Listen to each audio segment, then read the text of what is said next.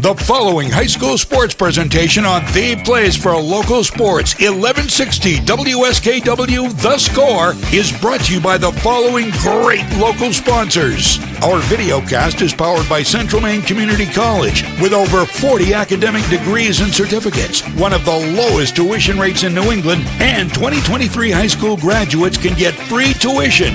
Just go to cmcc.edu. More than just a community college. The radio broadcast is brought to you by Central Maine Motors Auto Group in Waterville, the dealer with no dock fees, where cars and trucks cost you less. Online at cmautogroup.com. Our live stream sponsor is Hammond Lumber Company, serving Maine and New Hampshire from 22 locations. Your building project partner, hammondlumber.com. Coverage also brought to you by Kennebec Eye Care for all your eye care needs. Kennebec Eye Care, your sight specialists. Midstate Machine. Looking for a career? Check out the Machinist Development Program at midstateusa.com. Whittemore & Sons, your Coyote tractor dealer in Skowhegan. Sales and service by a family that cares. Somerset Stone and Stove, offering quality gas, pellet, and wood stoves and hardscape products. 201 Tire, Battery, and Service, your tire and battery experts on the Augusta-Vassalboro line. And by PJ Diggs, the excavation pros. If it's dirt, they do it. Now, let's go live to Mike Violet and A.J. Knight. Yet again, no Mike Violet. Ryan Bell filling in with me, A.J. Knight. Adam Sears working the camera for us. And today we find ourselves on this beautiful Friday afternoon at Lawrence for a rematch. The home team has been rolling 9-2 on the season, but one of those two losses happened to this Waterville Panthers team. It did, and both of these teams really eager to get a win tonight. Like you said, Lawrence rolling, sitting at 9-2 on the season. Third in Class B North, really have a chance to challenge for that top seed in Class B. On the other hand, Waterville have dropped some games. They started their season 1-3 and have really picked things up since then. They're sitting at 6-5, but they are in 10th place in Class B North. So a lot of climbing to do if you're the Waterville Panthers. Traditionally, two very good teams, and in a surprising upset when it happened in Waterville. 2-0, the only team, I believe, to shut out Lawrence.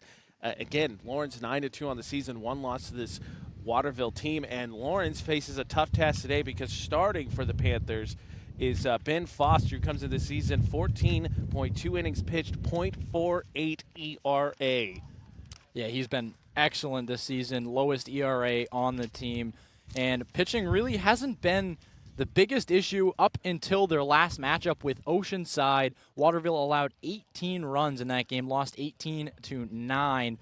Really struggled on the mound, but prior to that, haven't had much for issues. Again, like you mentioned, they beat this Lawrence team 2-0, didn't allow a run to a Lawrence team that averages over 7 runs a game. Lawrence's other loss came to Messalonsky of Class A. They beat Coney, actually, who's ahead of them in second place. They're 10-1. That's Coney's only loss on the season. So Lawrence have been really strong. Waterville definitely up and down, but could be anyone's game today, as we saw in the last matchup. Well, to your point, too, if you take away that Oceanside game, which not say you can't, but in the other 11 games, Waterville's all other 11 besides one have been decided by 4 runs or less. So this has been a competitive team that's played really well. They have some big bats in the lineup. They have some good pitchers. It's just been, I think, which Waterville team is going to show up, and it'll be interesting today, obviously, is this Lawrence team looking to avenge that loss at home. Very talented team. We knew what the expectations were preseason. But again, they've got Foster on the mound for the Panthers, 14.2 innings pitched, .48 ERA. Waterville also has 4 batters at least hitting 300. Will they get enough, and can their stars shine? That's going to be the question. Yeah, and their stars are led by Alex Spalding, who hits .368 on the season. And like you mentioned, they have tons of batters up in the 300s. And if you look at the on-base percentage, there's even more. They have 1, 2, 3, 4, 5, 6, 7, 8, 9 hitters that have an on-base percentage over 300. Going to be a tough task. Lawrence has a good pitching staff and good offense themselves. Like you said, over 7 runs a game. They've been a fairly dominant team. Waterville just happened to get them when they met up in Waterville. Was that last Friday? 2 Fridays ago, I believe? 5 last Friday. So recently. And it'll be interesting to see how Waterville comes out, because they've got all the right players, I think, in position to potentially pull off another upset. And Lawrence, again, the expectations coming in were state championship level team, and they've performed thus far to that point. Some of the other numbers for Waterville: scoring 5.7 runs per game, giving up 4.9. They've scored only more than 7 runs 3 times. Again, besides that Oceanside game, this Waterville team generally plays pretty close. And Lawrence has been a very good one, so it's who can, I think, take advantage of the mistakes. Looking at the starting lineup for your Panthers, batting leadoff for them is going to be Wyatt Grady. He's at shortstop. Then Ben Foster, the pitcher. Alex Spaulding, third base. Gage Hubbard, the catcher. Xavier Hamlin then's going to bat DH. He's DHing for the second baseman, Hunter Hart Gurton. Then Spencer Minahan at first base. Garrett Gendro in center field. Chris Knopfel, left field. John Knopfel, right field. And again, towing the rubber is Ben Roster. On the other side for Lawrence, their lineup will go as such: Parker Higgins in center field, Michael Hamlin at shortstop, Cameron Dossie at catcher, Hunter Lee at third base, Braden Littlefield the DH. He's DHing for Gavin Wilson, who's in center field, Ben Ryder the pitcher, Gavin Lund at first base, Connor Nutting second base, and Garrett Murphy in right field. You know, not being from the area, talk to me. I know the most famous person here actually today may be our cameraman, Adam Searoyce. I don't know that I've seen more people talk to someone pregame that wasn't a player. But traditionally, 2 very good teams. I know when we had this one on the schedule, everyone was talking about how awesome it was going to be. We had a little bit earlier start time due to the umps, and you've already seen crowd really starting to show up in numbers here as we get ready to get started. Yeah, I wouldn't call it a rivalry game, but every one of these games in Central Maine is very important, and the fans show it well, as you can see today. I mean, Lawrence, Waterville, 2 close by. You have Lawrence Winslow, you have, Waterville Winslow, all those Central Maine teams, Messalonsky, when they play each other, the fans show out, the players get up for it, and I'm really excited to watch this one today. High school sports and all sports on AM 1160. The Score is brought to you by Central Maine Community College. More than just a community college, over 40 academic degrees and certificates, one of the lowest tuition rates in New England, and 2023 high school graduates can get free tuition. Just go to cmcc.edu. Also brought to you by the Central Maine Motors Auto Group in Waterville, the dealer with no dock fees, where cars and trucks cost you less, online at cmautogroup.com. We're, of course, live on AM 1160 The Score. You can see the video on centralmainesports.com and am1160thescore.com. And always important to remind you as well that afterwards you can find every broadcast we've done, not just this one, in the vault at centralmainesports.com. So if the classic lives up to the hype, you're going to want to bookmark that and go find it. Teams shake hands. We will step aside here momentarily. We'll go through, we gave you the lineups. We'll come back for their lineups. We'll get the national anthem out of the way, and we will get ready for a good one. 6-6 Waterville Panthers at 9-2 Lawrence Bulldogs. We'll be back in just a few minutes on AM 1160 WSKW, The Score. I came for a visit, and I just fell in love with it. They just want to see you be you and, just excel. There's a lot of opportunities here. It really gives me time to figure out what I want to do with my life. It's a good stepping stone to get to where you want to be. The tuition is definitely part of what brought me here. Credits transfer, that's huge, especially for a community college when you're trying to figure out what you want. CM's the best place. Honestly, it's the best place. You got to be here to experience it.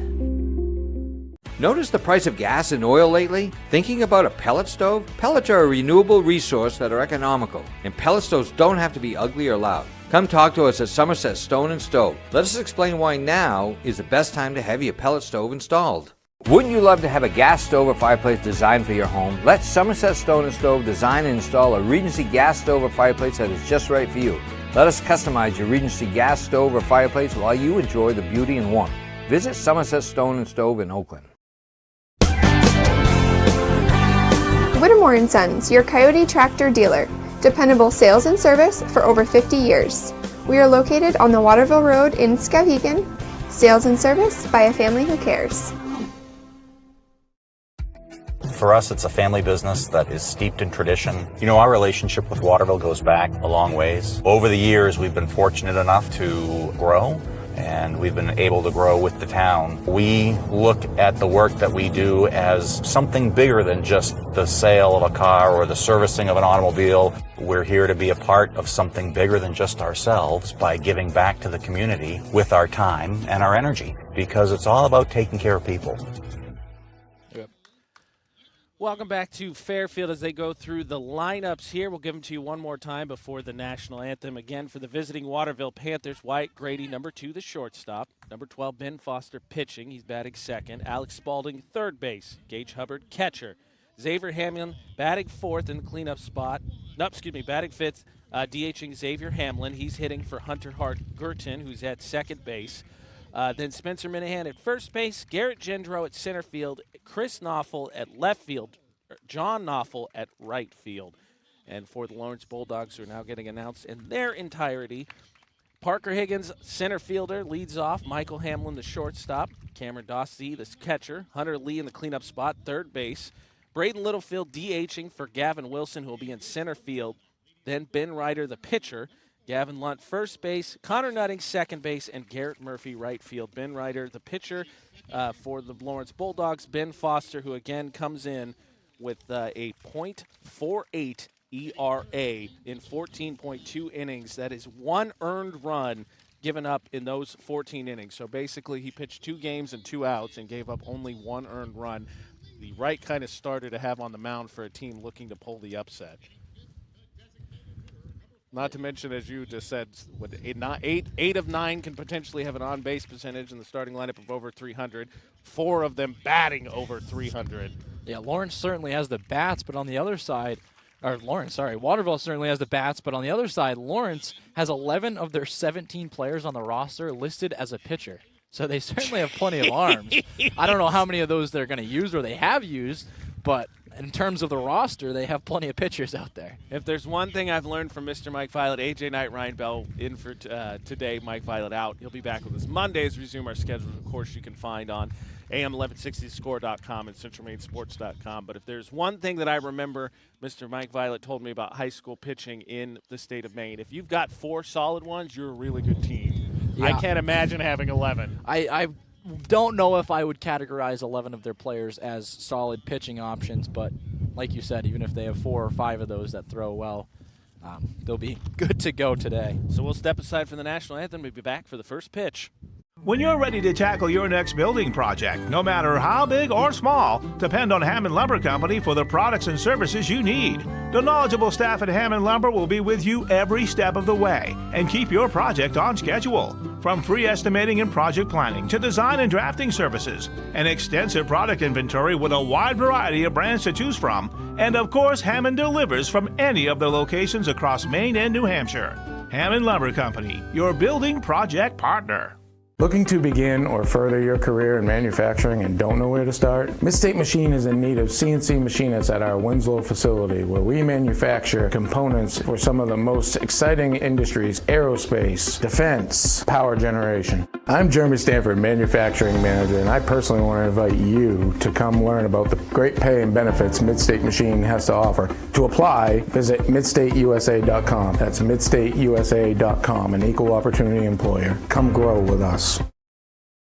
This year, your tax return could literally improve every moment of your life with a new pair of glasses or an eye exam from your friends at Kennebec Eye Care in Waterville. Even if you already own a pair, it's always a good idea to have an extra set. Keep a backup pair at home for emergencies. Leave an extra pair at work. Or how about prescription sunglasses or computer glasses? Call 872-2797 to schedule an appointment. Kennebec Eye Care, 216 Main Street in Waterville. Online at kennebeceyecare.com. Kennebec Eye Care, your sight specialist.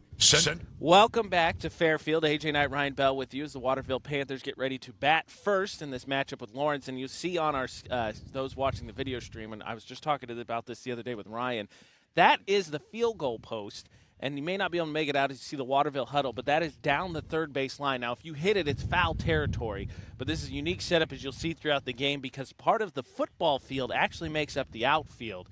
And I will say what Mr. Violet said to me the first game we did here, because we went and came and covered the scrimmage they had with Skowhegan right before the season started, which is to hit it to center field, you got to hit that one hard. And then right on cue, I believe it was Dunlap for Skowhegan, the catcher, absolutely drilled one to left center. So I figured I'll get that jinx out of the way now because it's what he told me, and then we happened to see one.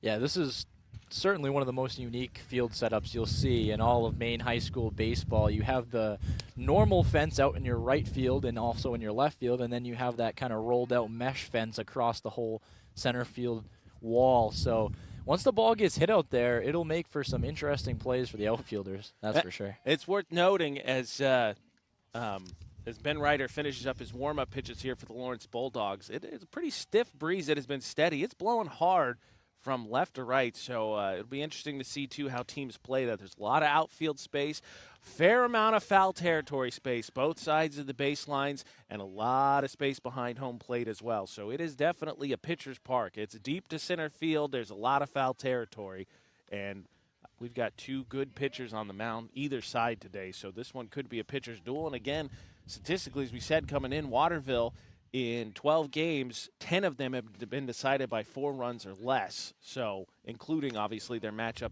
in Waterville against this Lawrence Bulldog team that they beat 2-0. Yeah, certainly going to be a good one. Leading off for Waterville is Wyatt Grady. He's kind of their do-it-all player. He's pitched quite a few innings so far this year, leads off for them. He'll be playing shortstop today. He is batting .226 on the year, but with a .385 on base percentage, 7 walks, and has been hit by a pitch. Earning a base the hard way. So Lawrence breaks the huddle, and we will get this one underway as Grady will take the first AB at the game. Waterville up first as a visiting team, and let's see if they can pull some upset magic again. In their game against Lawrence, they scored 1 in the first and then 1 late. Again, they won that one 2-0, so they got on the Bulldogs early. Ryder's first pitch low, so ball 1. I'm going to say it now because 2 of the 3 of us chanced it and wore shorts today. Is a beautiful day, and I hope it stays that way. It's not me. Might be a smart man. Second pitch on the way. That one inside. So 2-0 already to Grady.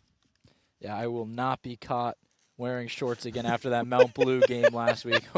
Actually, what was it, Monday? I don't even know. That and then Tacoma up in Newport Tuesday. Same thing. It rained then. See, I planned for that one. I'd hope so, being your hometown. 2-0 on Grady. Ryder's third pitch. That one lined right to the second baseman, picks it up on the short hop, and an easy throw out, and a nice routine play there by Connor Nutting to get Grady out to start the game. Batting second for the Waterville Panthers, it is Ben Foster, the opposing pitcher today. Exchange a few words with Dotsey, the battery mate for Ben Ryder for the Lawrence Bulldogs. 1 out. Ryder's first pitch. That one outside. No, just taking it. Squeeze the black there. So 0-1 already. Quickly to Ryder. Excuse me, quickly to Foster. Ryder, the opposing pitcher. Hits that one. Slow in the hole. Picked up on the way from the shortstop. And late. So give Foster an infield hit. That one a little bit slow. It was a nice play there by Hamlin, but just couldn't get it there quickly enough. So Foster beats it out for the first hit of the game. Yeah, tough play there for Hamlin. Had to go to his right. It was just such a slow roller. Maybe would have liked to see him attack it a bit more and have a better chance at first base, but fielded it cleanly. Speed of Foster got him to first base. 1 on, 1 out. Batting now, Alex Spaulding, third base. Swings through that one, foul tip, 0-1. You know, we've really been spoiled this season. Looking forward to a good pitching matchup again today. We've seen a lot of pitchers who throw strikes and really challenge hitters. Solid contact with that one. Lines it over the second baseman's head. Heading for third from second as Ryder's picked up in center field, fired in. Bounces it. No damage done there, but then a loud, deep infield single for Spaulding. Moves Foster over to third. And just like that, 2 on, first and third here for the Waterville Panthers is coming to bat as cleanup catcher, Gage Hubbard. Yeah, we mentioned Spaulding in the pregame as a big bat. Showed it there, absolutely ripped it up the middle. Got on base, and now Waterville with a runner in scoring position. Hubbard, a solid season himself, hitting .303 on the season. This is exactly the spot you want to be. First and third, 1 out, Hubbard to bat. First pitch low and outside, 1-0. Oh, I didn't ask. Are you prepped, or do I have to fill in if someone throws to first and there's an error? We got to talk about bunting. bunting, no, I am not Mike Violet when it comes to bunting. I am in support of that. Okay, just making sure. Hubbard fouls that one off his foot. Got to walk it off. It rolls foul. Took that one off his front foot there. I mean, it's situational. I think Mike has been correct, in my opinion, in some situations. Oh, no. But I hope he's listening to this, actually. But, no, I think there is definitely a time and a place for bunting in high school baseball. Swings through that one. So now 1 and 2 here for Hubbard. Big bat. Ryder can get him at the plate. All of a sudden, you take that ground out, the sac fly, all of that off the plate. Chops at that one, is able to foul it back, hits the fence, stays alive. 1 and 2 here for Hubbard. Yeah, we're in a dangerous position here, AJ. Just to the left side of the big backstop, our cameraman Adam is in the most dangerous position, actually. He doesn't have the fence to cover him like we do. So the good news is there's not a ton of left-handed batters in Central Maine. That would help. Here's the pitch. That one low and out and taking off, and it's easy steal there for Spalding as he goes unchallenged into second base, as that one had to be plucked out of the dirt. So just like that, Spalding, nice job there, takes the double play off the table. Second and third, 1 out, 2 and 2 here to Hubbard. Hubbard chops to that one right back to Ryder. He looks the runner back, throws that one out, and that'll be an easy put out for the pitcher there as he grounds right out to Ryder, who's able to make sure the runner goes nowhere. And now down to the last out of the inning. Second and third for Waterville. Xavier Hamlin, the DH, now at the plate with a chance to get on the board early against the Lawrence team. Again, 9-2 on the season, but one of those losses is to this Waterville team.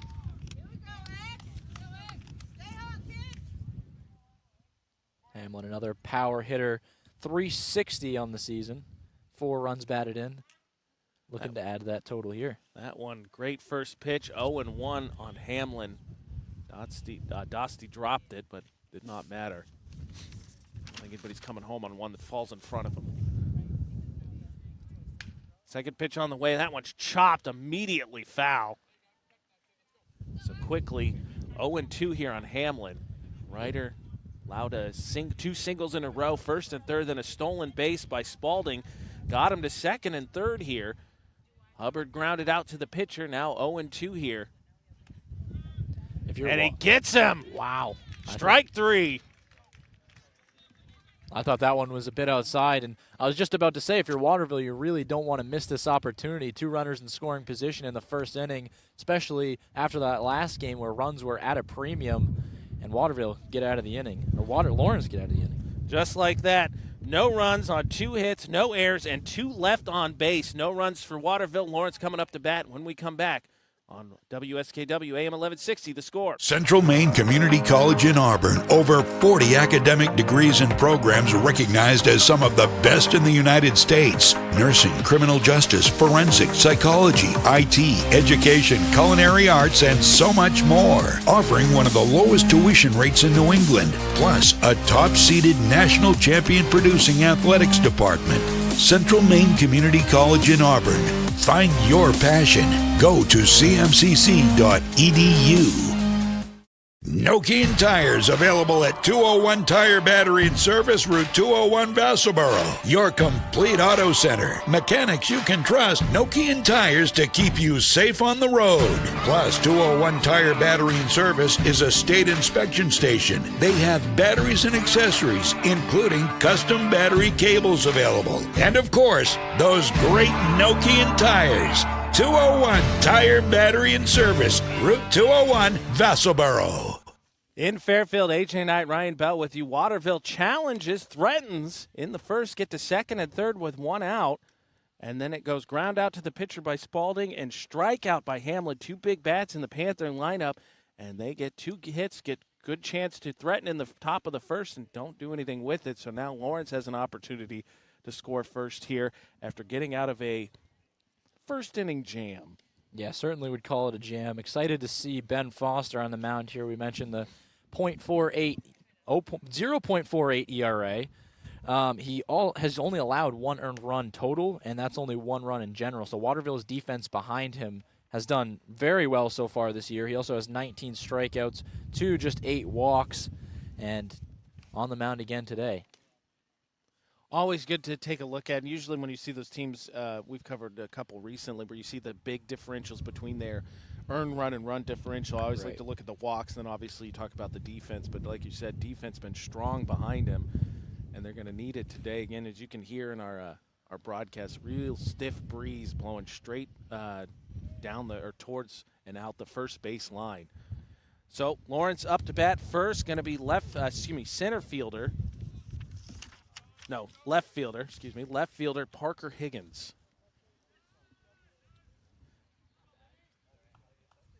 Hey, Lawrence weren't so kind to put all their stats on Max Preps for us. So No, they were not. Waterville was great. Parker Higgins takes the first at bat for the Bulldogs today. Foster delivers, goes right by him, 0-1. You don't get a microscopic ERA like he does for nothing. That one in there as well. That's quickly 0-2 to Higgins. Foster working quickly. Gets a peek. Higgins gets a piece of that one quickly. Sky shoots that one foul, so it's going to stay 0-2 here. Yeah, Foster wasting no time getting right back into that full windup. He works quickly. Rocks back, pitch on the way. Higgins gets a piece of that one, going to shoot it up in the air, going to tail off, foul, and gets away from right field there. That one, wind probably helped that one a little bit. Knopfel. Yeah, definitely. As you see the dust there picking up. It has been a stiff breeze here today. Yeah, off the bat, looked like it might have had a chance to stay fair, and the wind just pushed that well beyond the foul line. Yeah, that one really started to tail. So still 0-2 here on Higgins. On the way. Fouls that one off. This one shoots directly behind us. A couple innocent bystanders not really paying attention. Staying alive here, Higgins. 0-2 to Higgins, the leadoff man for the Bulldogs. Swings right through that one, strike three. Higgins fouled it off, but even then just felt like he's trying to almost catch up to Foster there. So Foster quickly puts Higgins back in the dugout. Shortstop Michael Hamlin batting second for the Bulldogs today.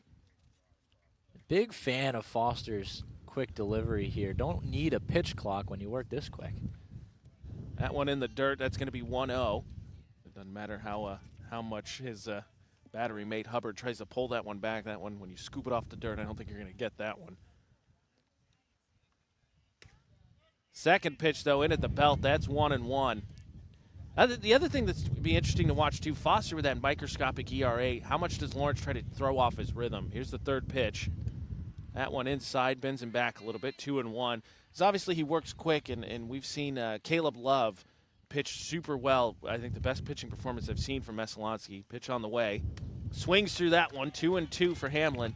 And worked quick as well, but he was pitching for Messalonsky when we were down at Erskine, and none of the Erskine batters ever stepped off the plate, tried to break his rhythm. Pitch on the way. That one in the dirt, bounces up and away. 3-2, so full count here for Hamlin. He looks very comfortable in the full windup. I'd be interested to see if Lawrence can get a runner on base, see if they can get him to work out of the stretch, makes any difference. I mean, like you said, he probably hasn't dealt with a ton of traffic this year. Right. Here's the pitch. That one is high, and he lost him. So Hamlin draws a walk. So just like that, both teams get their second batter onto base. And it is now Dostie batting third, the catcher, with a man on in front of him. One out, one on. Hamlin draws the walk. He's at first. Dostie now steps into the batter's box. Another right-handed batter. Open stance here. Foster looks at the runner, now deals the pitch. That one outside, 1-0. Interesting there. I wonder if that was the case. Foster was really great in the first one, maybe lost him, or as he throws the first. Mike Violet would be angry about that one, too. Especially in this one where run's going to be a premium. Do you really want to risk that air? I may agree with him on that one. That one is high. Little looks like a pitch out. So that's going to be 2-0 to Dostie. I'll tell you what, though, I have not seen a team try and pick off a first base runner more than Nokomis did earlier this week. Yeah, very much. Healthy lead for Hamlin. Dostie gets a piece of that one, fouls it straight back. That one bounces in the parking lot, so now a 2-1 here to Dostie. And it wasn't just Newmeyer for Nokomis either. Once Howell got on the mound as well, he kept trying to throw it across. It felt comfortable. Pitch on the way. That one high. Dossie tomahawks that one. It's going to get up and beyond the score box, out of territory again. So 2-2. Foster's come back from the 2-0 count to get it to 2-2. Dossie, a little chat with himself here as he steps back into the box. Hamlin on first. He drew a walk. 1 out, 1 gone. 2-2. Dossie pitch. That one shot straight up in the air. That one's going to stay in. Hubbard's got to track that one down all the way to the fence, and he runs by it. So life for Dossie. That one, I think you see the wind there. That one went right up the elevator shaft and then just started drifting back towards the press box. Again, real healthy breeze blowing straight to right, out the right field. It's going to be out the right foul line. Yeah, I think it'd be harsh to give an error there, given the wind conditions and the sun. I don't know. Mr. Violet's a tough grader. He I is. grew up in his school. Tomahawks through that one again. Going to foul that straight back. Hamlin took off on it. Got a good jump, but Dossie gets a piece of it, so we'll reset the count 2-2 as Hamlin trots his way back to first. I feel like as a scorer, I think you got to give him an error. You think? I'm just so much less apt to give an error when the ball goes out of play because the error doesn't lead directly to a runner getting on base. I'm gonna go All with right, Mr. Violet. we'll go error. We're gonna give him an error. Unfortunately, I'm sorry. So 3-2 here after back-to-back foul balls for the catcher Dossie. Batting third, Hamlin on in front of him, who drew a walk. Pitches in there, tomahawks that one again. It's gonna get out of play too. Might hit the roof of the press box. Nope, gets behind it. 3 straight fouls on this full count. I'll credit this Lawrence lineup. Even though Higgins struck out, he fouled off a few. Hamlin drew the walk, and now Dossie battling here with 3 straight foul balls on the full count. Pitch on the way. Dossie swings through that one. Ground ball straight to third base. Going to try and turn 2 here, and they're only going to get 1. So Dossie gets the fielder's choice as they get Hamlin out at second. That throw a little bit inaccurate. Took Hunter Hart-Gurton a little bit off the bag, but they get the lead runner there. So 2 outs with Dossie now on first, and Hunter Lee, the third baseman, also I can tell you is a pitcher. He is. He pitched last time out for Lawrence, and he went 6 1/3 innings, allowed 2 runs to Belfast. That's not bad. Not bad at all. Not bad. Belfast not the strongest team. I think they're 3-9 here in B North, but regardless. Swings right through that one, fouls it off the catcher, so 0-1. Hunter Lee, a big, big man. Definitely has some power. We saw him in the scrimmage against Skowhegan. He went 2, took a few more ABs, but only pitched 2 innings. That was the last scrimmage before the start of the regular season. 0-1 pitch on the way. That one high and inside, so that evens up the count 1-1. Yeah, he's got some velocity on the mound. Had 9 strikeouts in that game as well. I mean, man, if I was that big, I'd hope I could throw hard too. He swings through that one, going to be fouled off behind us. So now 1-2. And after battling these Lawrence batters, Foster now 1 strike away from getting out with very minimal damage here.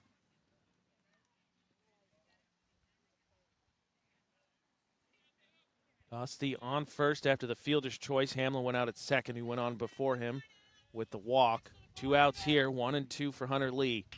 He makes solid contact with that one. Unfortunately, hits it right at the shortstop, and that is an out as Grady didn't even have to move. So at the end of 1, that was no runs on no hits, 1 error, and 1 left on base. 0-0 as we head to the top of the second here in Fairfield. For excavation in the greater Skowhegan Waterville area, call PJ Diggs. Septic systems installed, new or replacement. New driveways, foundation holes, full house lots. If it's dirt, they do it all. Need gravel, sand, or crushed aggregate for your project? Call PJ Diggs. They have all the materials you need ready for delivery. Spring is here, and it's time to start digging into your project. For a free quote, call PJ Diggs 431-4299. The Excavation Pros. If it's dirt, they do it. Family and veteran-owned. PJ Diggs, 431-4299.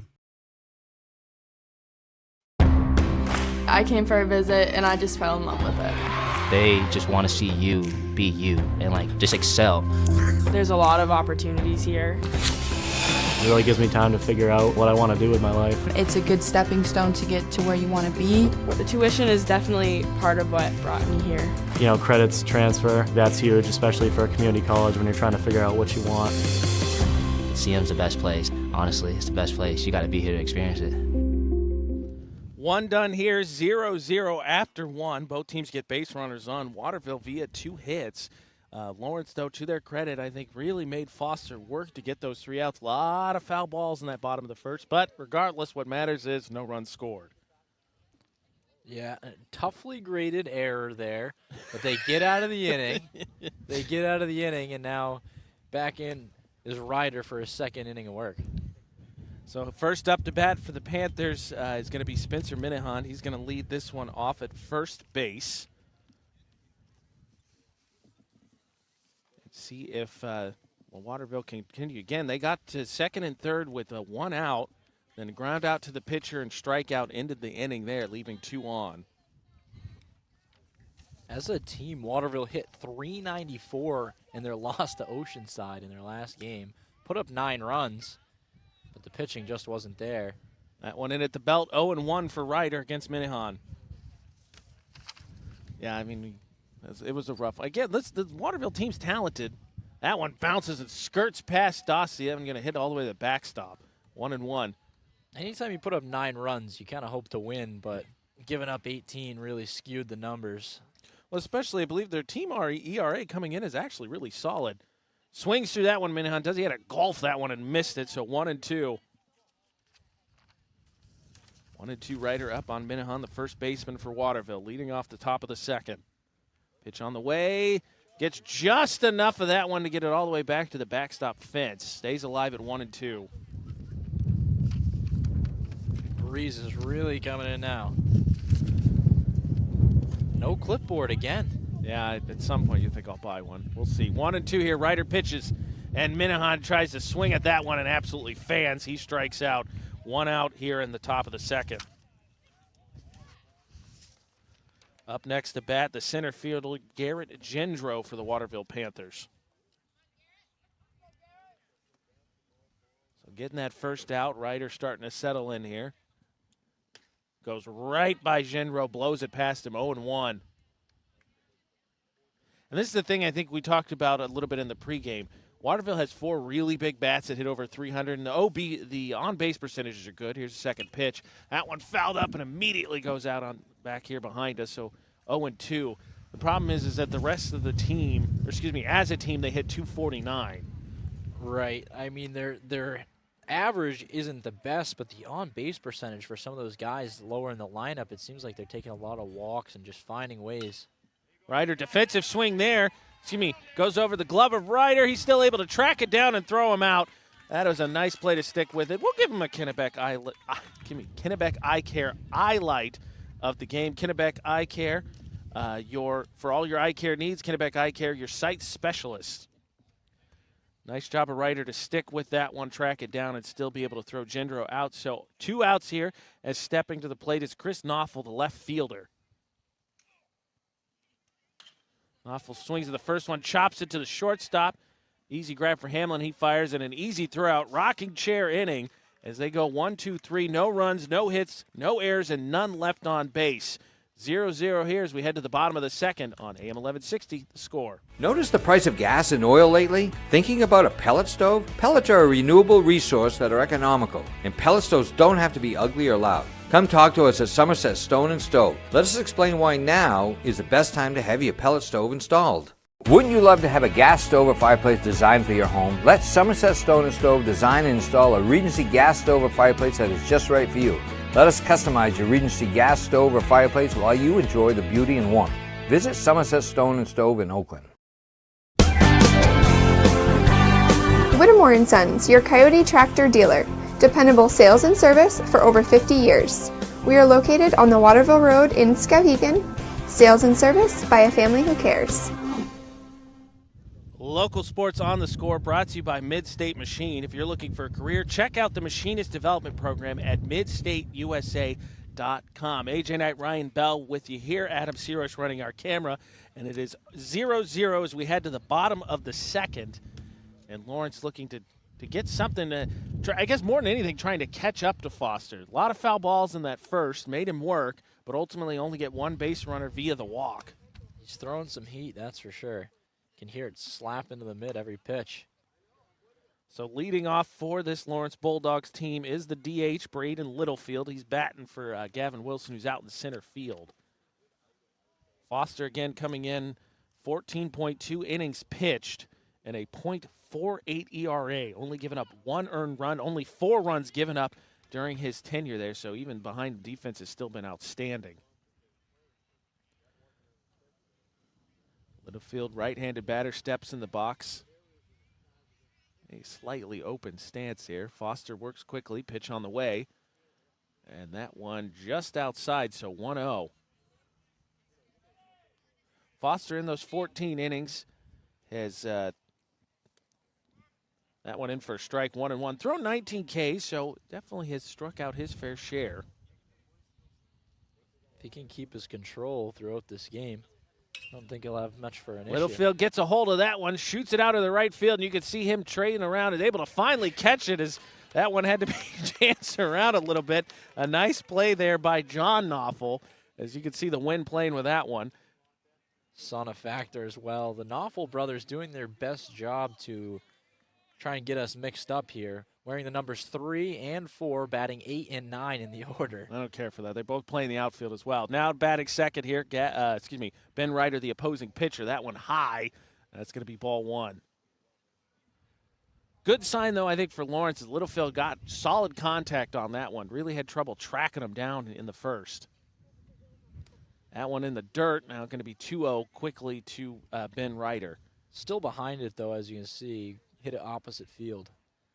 Yeah, and that one tailed, I think, challenging more so from the wind. Right. That one high, but Ryder goes after it, swings through it. Now 2-1. That one about chest high. I think that was ball 3 there. Either way, 2-1 the count. That one inside, backs him off a little bit as it finds a hole in Hubbard's glove. Makes it 3-1 here. Only base runner in the first for Lawrence was via the walk, and Ryder a chance here, up 3-1 in the count. Solid contact. That one goes through Foster. Slow rollers. I think he got a piece of it, and that's going to be an easy infield hit. I think Foster got just enough of that to kill all the momentum, and that was all Ryder needed to beat that one out to first. So there's the first hit of the day for the Bulldogs. Comes on an infield hit to the opposing pitcher, their pitcher, Ben Ryder. And now batting first baseman Gavin Lunt. 1 out, 1 on.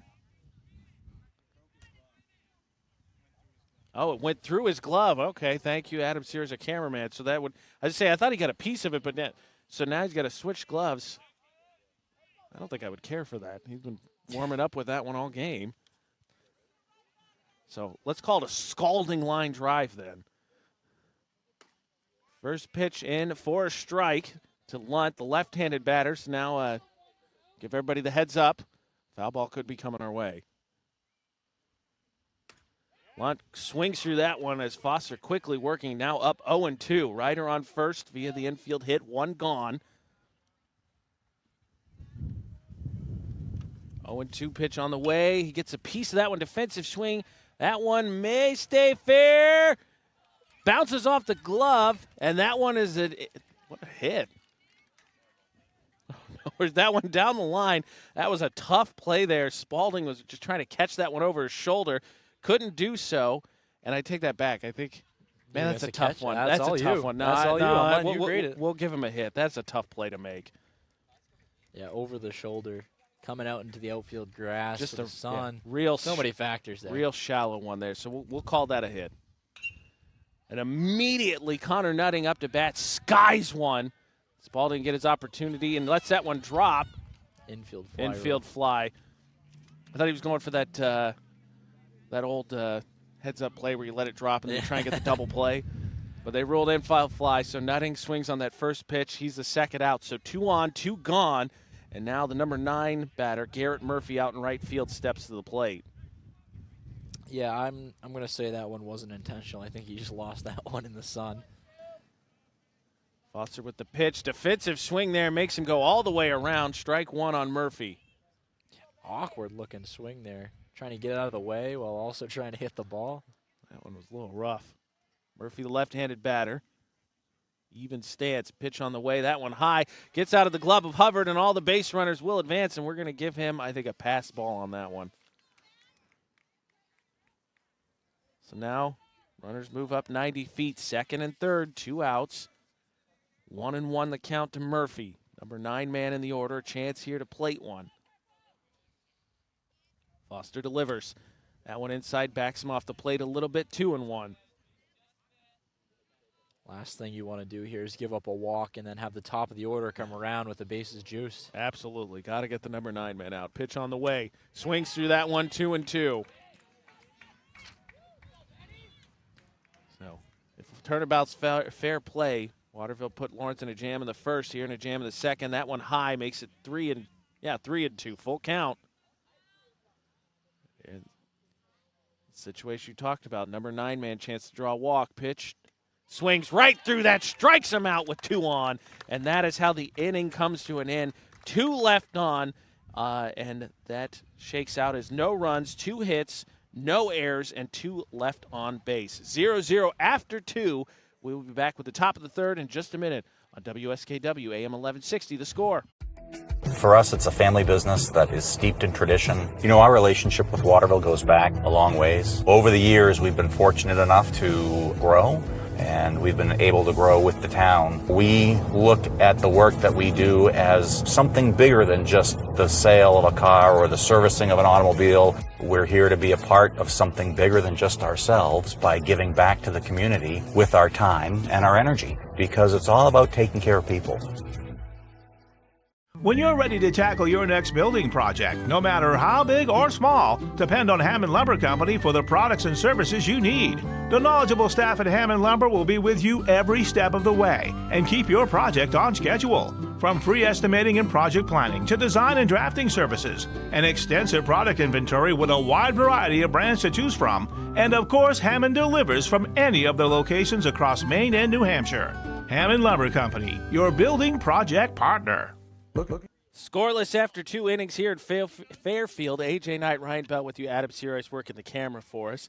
Both teams have had an opportunity. Had second and third with 2 outs, and both of the batters up to bat. Waterville in the first. Lawrence just now went down swinging. We had another pitching duel last weekend with Brewer and Skowhegan. Oh, that was great. A lot of runners left on base in that one, and in the end, it was Skowhegan that had it come back to bite them, where they couldn't finish with runners on base. We'll see. Both teams have had opportunities. Yeah, that's usually, and like I said in that game, I think it comes down to who can take advantage of a mistake. The difference in that Brewer-Skowhegan game ended up being not covering third on a sac bunt. So Ryder out for his third inning of work. Swings and Knopfel with bad swing on that one. Swings through at the right fielder. The number 9 man in the Waterville lineup leads off here. Left-handed batter down 0-1 now. Ryder delivers. Solid contact there. Gets it through the infield gap, and that's going to be a base hit for Knopfel. And as they say, sometimes you just got to hit them where they ain't. John Knopfel, the number 9 man in the order, he still hits .345, so maybe time to move him up a little bit if you're Waterville, but he gets on base and the average improves. Could be a strategy, too, where just this opportunity, right? You put him on true. front of your top of the order. Knopfel goes on the pitch, and close play, safe. Dropped the ball there. Looked like he had him beat. I thought that was a good throw, but Knopfel squeezes in for the steal. I believe that was a ball. So I believe 1-0 to Grady, top of the order. And on second, no outs here. Lead man gets on, then steals first. There should be steals second. No balk there. I think the umpire called time. Knopfel doing some dancing, Ryder definitely paying attention to him. Yeah, you're right. I think that was just time. 0-1, excuse me. That's that first pitcher strike. 0-1 to Grady here. Swings through that one. Solid contact. Gets that out of the infield. A good opportunity, but gets by the center fielder. Knopfel's going to turn to third base. He's going to score. Grady's going to turn it center, puts on the brakes. And just like that, Waterville gets on the scoreboard with a double by Wyatt Grady. And that makes it 1-0 Waterville. As I think the smart play there, extending as much as he wanted to. Wilson couldn't quite get that. Doesn't go for the dive. That might have been a Little League home run if he does. Stolen base is huge there. Gets him to second, and he's able to come all the way around on the double. First one fouled, and that one fouled off hard on Ben Foster, the other pitcher on the mound for the day. Yeah, that one did not feel nice. So give Grady an RBI double.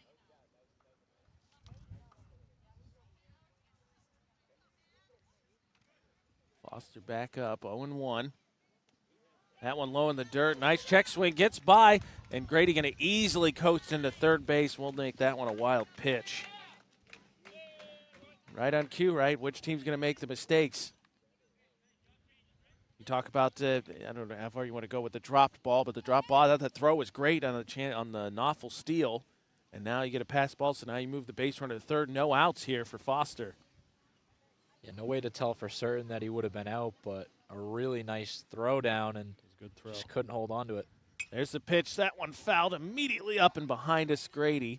So that'll be 1-2 count to the leadoff man, the shortstop. Excuse me, to Foster, the pitcher. And the first, Foster with a hit. First singled in Spalding, and Foster got all the way to third and couldn't make it from there. Foster swings through that one, going to get it out of the infield. That one's going to drop and give him an RBI. And he's going to turn head for second. And he's able to slide in easily. I missed it there. Is there a kicked ball there out in the outfield? Tough to see. I couldn't see it. It's a tough angle for us going down that left field line, cut off by the fence a little bit. Looked like it was just going to be a single. I saw him turn the corner, and I'm not entirely sure where the ball went, to be honest with you. I think we're going to mark that as a RBI single with an error. So an error on the left fielder there, because I think you're right. I think he kicked the ball. Immediately, Spalding swings through that one, hits it right to the second base. He's going to ground out. It's going to move Foster over to third. So 2 scored. Foster now on third base with 1 gone here in the top of the third. Going to give an error to the left fielder who I think kicked that one around and allowed that to be a double. Yeah, Hubbard up to bat now, grounded out to Ryder in his first at bat. That one in for a strike, 0-1, so 1 on, 1 out. As Spalding snaps the 3 straight hits, and Foster finds himself on third as we get a meeting here.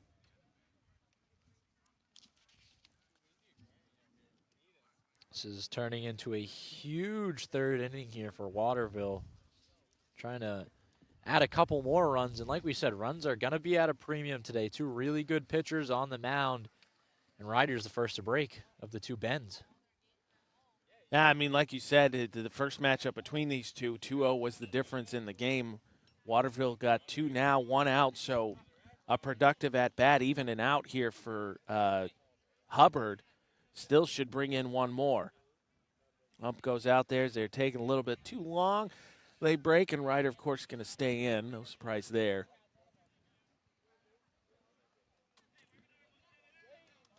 Hubbard in his first at bat grounded out to the pitcher with 2 on in front of him. That was the second out of the inning.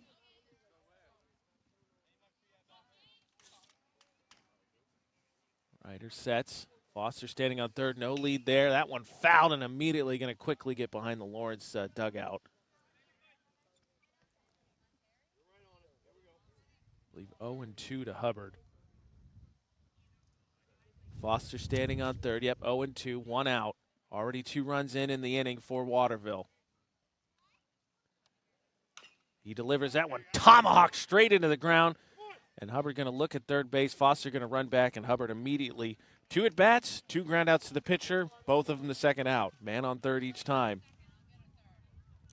Identical at-bats there, 1-3. So Hamlin will check in to bat now. He had 2 men on in front of him in the first, and he struck out. Foster standing on third base now, 90 feet away, 2 outs again. Hamlin has a chance to drive in another run. Already 2 in this inning for the Waterville Panthers. That one high, that's a ball. Credit to Ryder, too. Both times right play. Picks up the ground ball, looks the runner back to third, and throws out at first.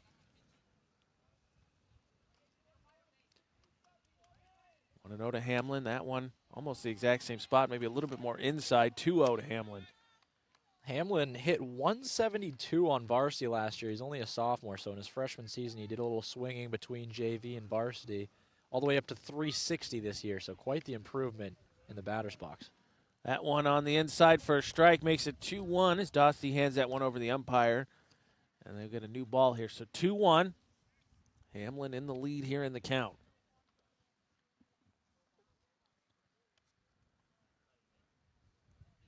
Foster standing on third for Waterville. 2 outs, 2-1 count.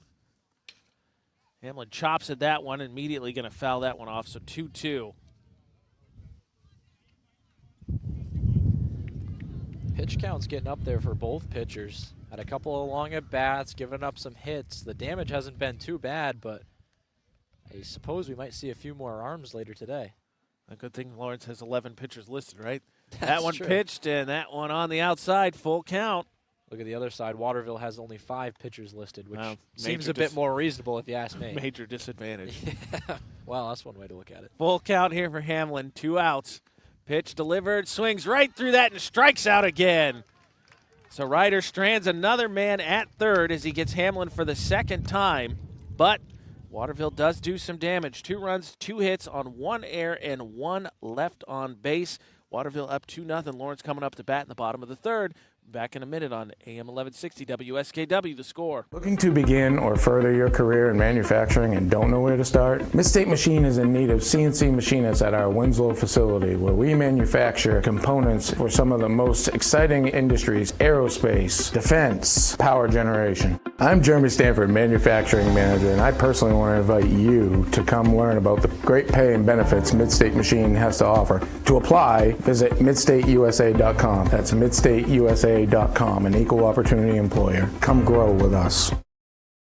This year, your tax return could literally improve every moment of your life with a new pair of glasses or an eye exam from your friends at Kennebec Eye Care in Waterville. Even if you already own a pair, it's always a good idea to have an extra set. Keep a backup pair at home for emergencies. Leave an extra pair at work. Or how about prescription sunglasses or computer glasses? Call 872-2797 to schedule an appointment. Kennebec Eye Care, 216 Main Street in Waterville. Online at kennebeceyecare.com. Kennebec Eye Care, your sight specialists. Foster takes the mound now with a 2-0 lead. A.J. Knight and Ryan Bell with you on the score. We head into the bottom of the third as the Panthers get 2 in the top of the third.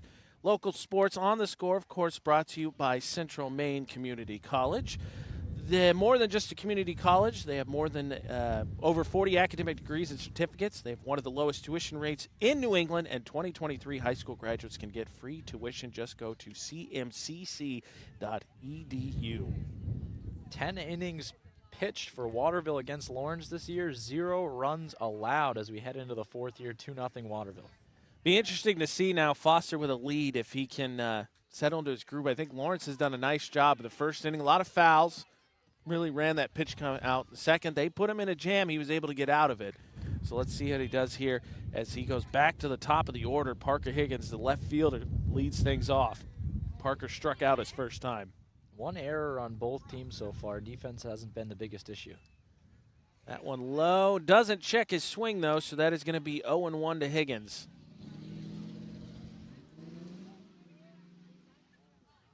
Foster, a quick worker. Sets, fires. That one outside, or excuse me, 2 inside, so that's going to be 1-1. Higgins, and even though he struck out, I think saw about 8 or 9 pitches. He fouled several off. That one outside now, so 2-1. Lawrence got 2 on, left him stranded at second and third in the top, or excuse me, in the bottom of the second. That one high after a first pitch strike. Now Higgins up in the count 3-1.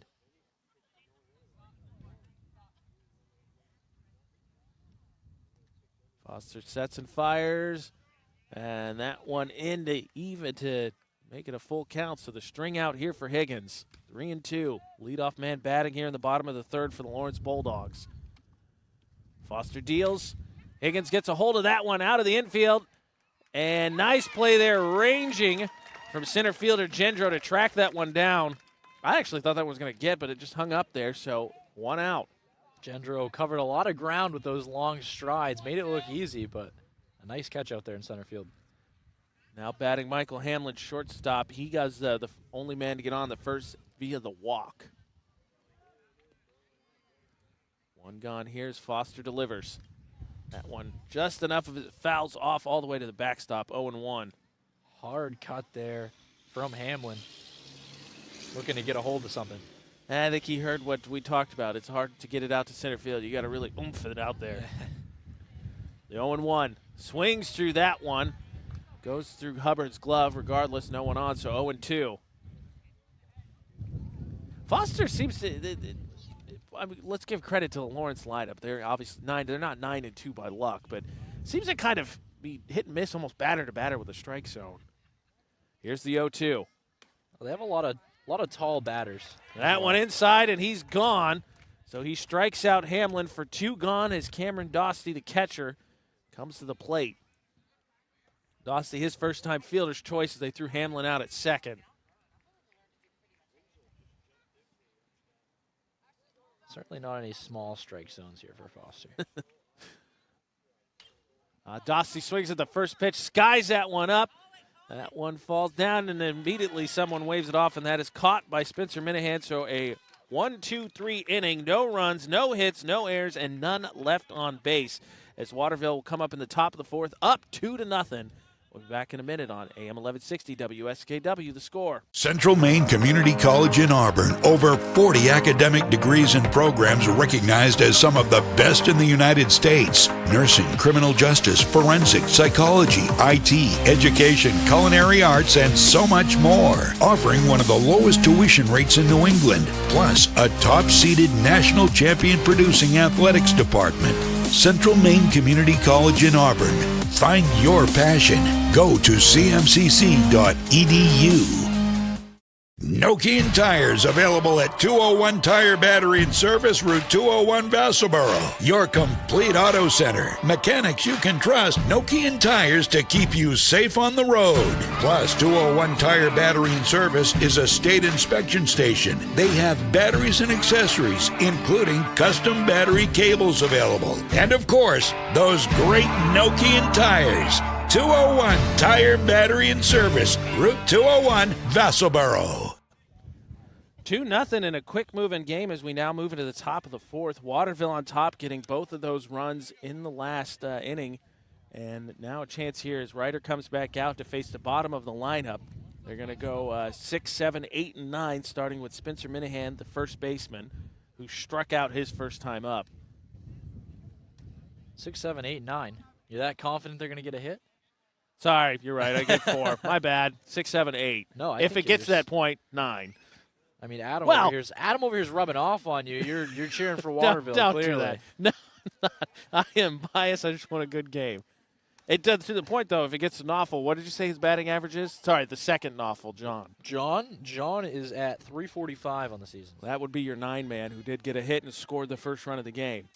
All right, 6, 7, 8. My apologies. Good call. Spencer Minahan, who just got that last out, leads off again. He struck out his first time up. At 179 coming into the day.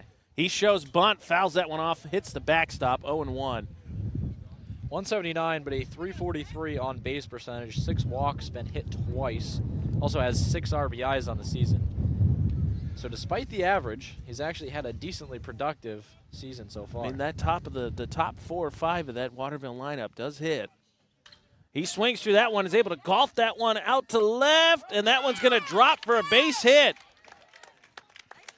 I thought that Higgins had a chance to snag that one, but maybe the wind played tricks on him. Either way, leadoff man gets on. I think the wind held it up there. Thought he had a bit on it and then kind of decided, I don't want to let this one get by me. I'll take the single. So Minahan with a leadoff single now. Center fielder Garrett Gendro. Gendro 0 for 1 on the day. Left-handed batter. Higgins wide receiver for that state runner-up Waterville football team. That one low in the dirt. Quick snap off to second base. Minahan didn't even show. Decent lead, I would say, but didn't even. I thought he faked like he was going to second for a minute. Took a couple of hard steps, but didn't really get going anywhere. Either way, might have spotted Gendro a ball there. That one on the outside corner, 1-1. 1-1, Gendro to bat here. In front of him, Minahan get on with a leadoff single to left field. Swings through that one, immediately gets behind us, 1-2. Man, how many broken windows do you think these houses have suffered? There's a couple of houses here right on the other side of the fence. Yeah, a lot of houses around. What game was it we had earlier this week? There was a foul ball. I think it was out in Nokomis, actually. Foul ball smacked into a lady's windshield in the parking lot. We did see that. She was sitting in the car. That one low and in the dirt, so 2-2. I would say, well, that's not a lightly traveled road either. No, not at all. Here's the pitch, and he gets way out in front of that. Gendro gets all twisted up and strikes out. One gone here for Ryder is now Chris Knoffel steps to the plate. He's 0 for 1 on the day. Yeah, Chris Knoffel not quite as productive as his brother, 125 on the season. 3 hits, 1 RBI. And I bet his brother never hears about that. That one in for a strike, 0-1. Minahan standing on first. He led off the inning with a single. Gendro just struck out, Knoffel the third batter. 0-1 on the day. That one low and in the dirt, 1-1. Real solid crowd here today. One of the grandstands completely filled, and we got a smattering of people sitting around all the fences. Swings through that one. That's going to be 1-2. Beautiful day for baseball here. That definitely helps. Not bad either that it's Friday. Here's the delivery, and he swings through that one. Back-to-back strikeouts for Ryder as he gets 2 big Ks after giving off a leadoff single. Snap throw down to first from Dosty. A little bit offline. Didn't really have a chance to get Minahan at first. At the 5th K already for Ryder. Waterville up 2-0 here. That one chopped. And a roll down that's going to stay fair. Scoop there by Lee. Throws, and he bounces it. An infield single there. Chance at second. Ooh, close play. Yeah, Minahan kind of thought about going to third, then held up. I don't think he thought the throw was going to come in. It did. Had to dive in and just about makes it back. But another infield hit here for John Neufel. Yeah, John Neufelson out 2 for 2 on the day. 2 outs gone here as Grady comes up. His last at bat, he hit an RBI double. 2 gone, 2 on. Waterville up 2-0. Top of the 4th. First one in for a strike. Yeah, I think Lee seemed to came out of his hand funny because he kind of bounced it from first to the pitcher's mound, and I think Minahan was looking to maybe turn the corner, kind of got caught in no man's land, was able to get back. Regardless, almost a chance there to ruin the inning. That one low and in the dirt. Nice block there by Dosty, so 1-1. See that dirt block? That wind has been relentless today. It has not stopped. Again, blowing straight right. 1-1 count here to the leadoff man, Wyatt Grady. Swings through that one. Seemed foul tip. So it's going to be 1-2. Grady smoked that double into the gap, and his last at bat came all the way around to score. Not necessarily a power hitter, but he got a hold of that one. You find those gaps with some speed, you can turn them easily into extra bases. Certainly has speed. He's 1 for 2 with a double, an RBI, and he scored once. That one inside, so 2-2 here to Grady. If it gets to it, Ben Foster, who also has an RBI, is on deck.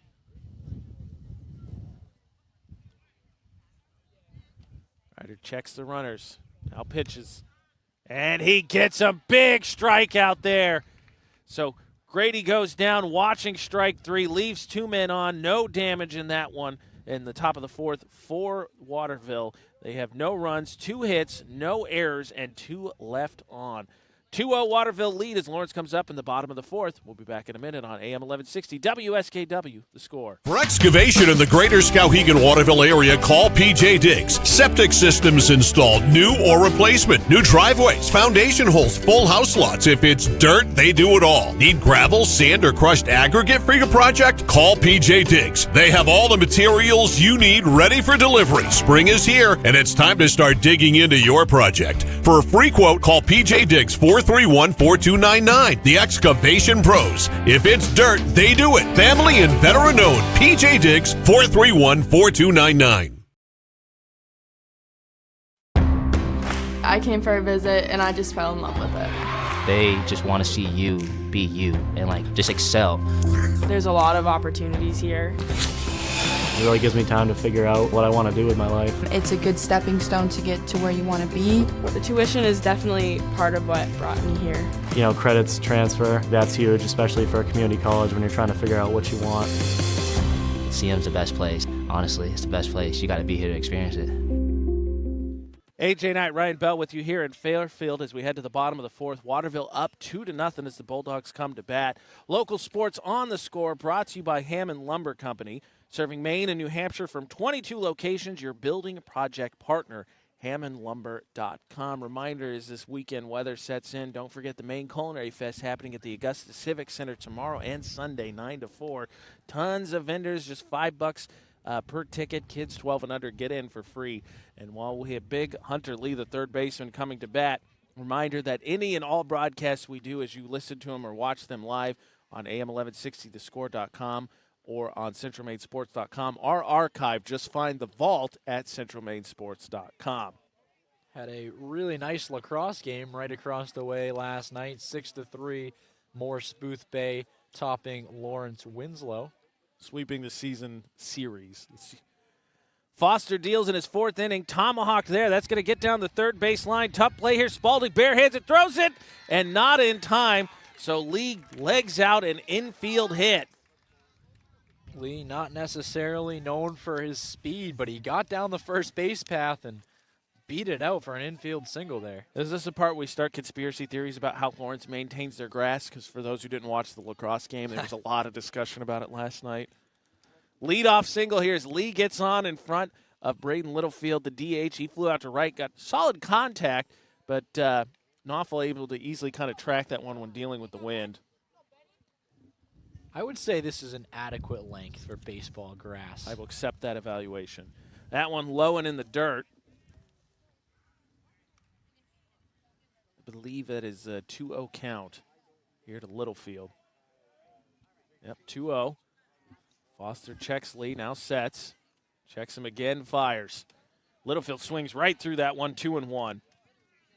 Got a hold of that ball in his last at-bat, flying out to center, but put it right in the range of the Waterville center fielder. Inside, Littlefield's got to jump out of the way, so now up 3-1 in the count. Leadoff single to Hunter Lee. Chance here to get 2 on with no outs. Littlefield swings through, shoots that one high up into the air. Not going to get out of the infield, though. Minahan can't track it down, though. It drops. Lee was waiting at first. He's going to be out. No, they threw it through. All right, I'll give an error on that one. One error? That one, I think you get 2 individually there. That one got to go. Unfortunately, you got to give one to Minahan, and then I think you got to give one to Grady. Yeah, it was a low throw, but I think that was catchable. I would agree with that evaluation. So 2 errors gets the second man on. Lee should have easily been out at second. 2 on, no one out. Shows bunt, stabs at that one, immediately rolls foul. That's Ben Ryder, the pitcher. Now in this spot, I think even the very fearsome Mike Violet would say that he understood this decision. I don't know that he would sign off on it, but I think he would understand this decision. You gotta advance the runners here if you can. 2 on, no out. Ryder shows bunt again, pulls back. No one covered first, so a big, big lead there from Littlefield. Got about halfway down the line, but Minahan charging there, so no one going to throw him out. 1-1. Foster checks Lee at second.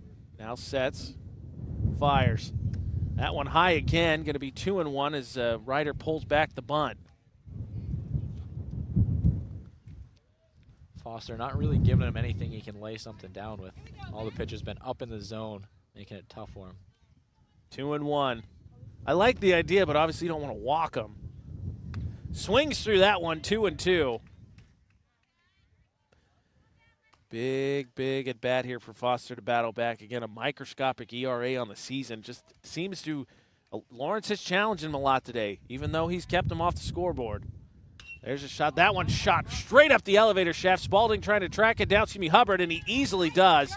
So a big foul out there as Ryder's retired. That's the first out as Lunt will now come to the batter's box. Still 2 on, only 1 out.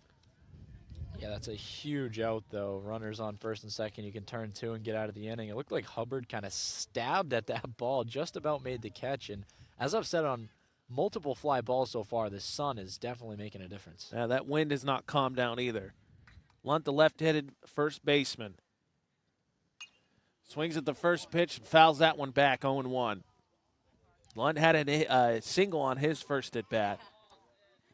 I want to win the direction of your car there, AJ. Oh, don't tell me that. I'm always worried. More so baseball than softball, but anytime we cover one of those games, I'm worried. That's why I always park next to Mike Violet. I feel like he knows the good places to park. 0-1 here to Lunt. Now he shows bunt. He stabs at that one. That one's going to be fouled back and over the press box and hit the bus. Nope, never mind. Didn't get out of the fence. Quickly 0-2 here to Lunt. See, this is the part now Mr. Violet would be upset because now you're not swinging away and you're potentially giving up the second out here. Yep, I can hear his voice screaming at Lawrence. I'm not going to say anything. 0-2 here to Lunt. Nice contact with that one. Going to get out to center field. Unfortunately, able to camp under his nozzle. Now he's going to get in his Lunt. Tags up. Goes to third. Throw gets by Spalding. Lee gets up. Not going to go anywhere, but able to advance on the error there is Littlefield. So I think we give that one to, gosh, do you give that one to Higgins on the relay?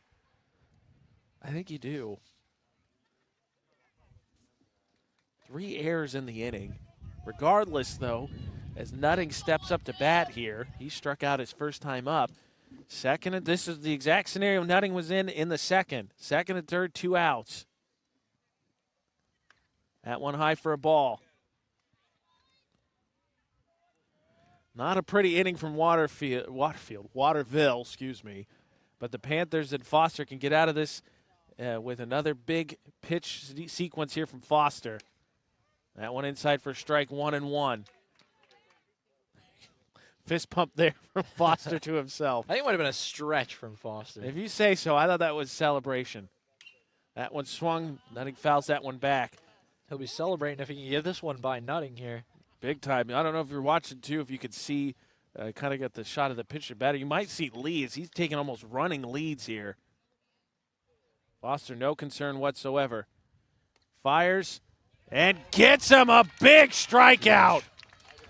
He leaves him stranded on second and third again as Nutting watches strike 3, leaves 2 on, and Lawrence has another chance to do damage, can't, and it ends up being no runs on 1 hit, 3 errors, and 2 left on base, but it adds up to a big goose egg in the bottom of the 4th.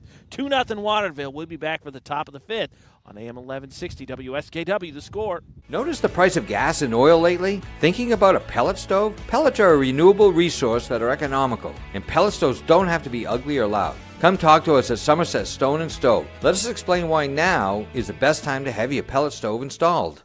Wouldn't you love to have a gas stove or fireplace designed for your home? Let Somerset Stone & Stove design and install a Regency gas stove or fireplace that is just right for you.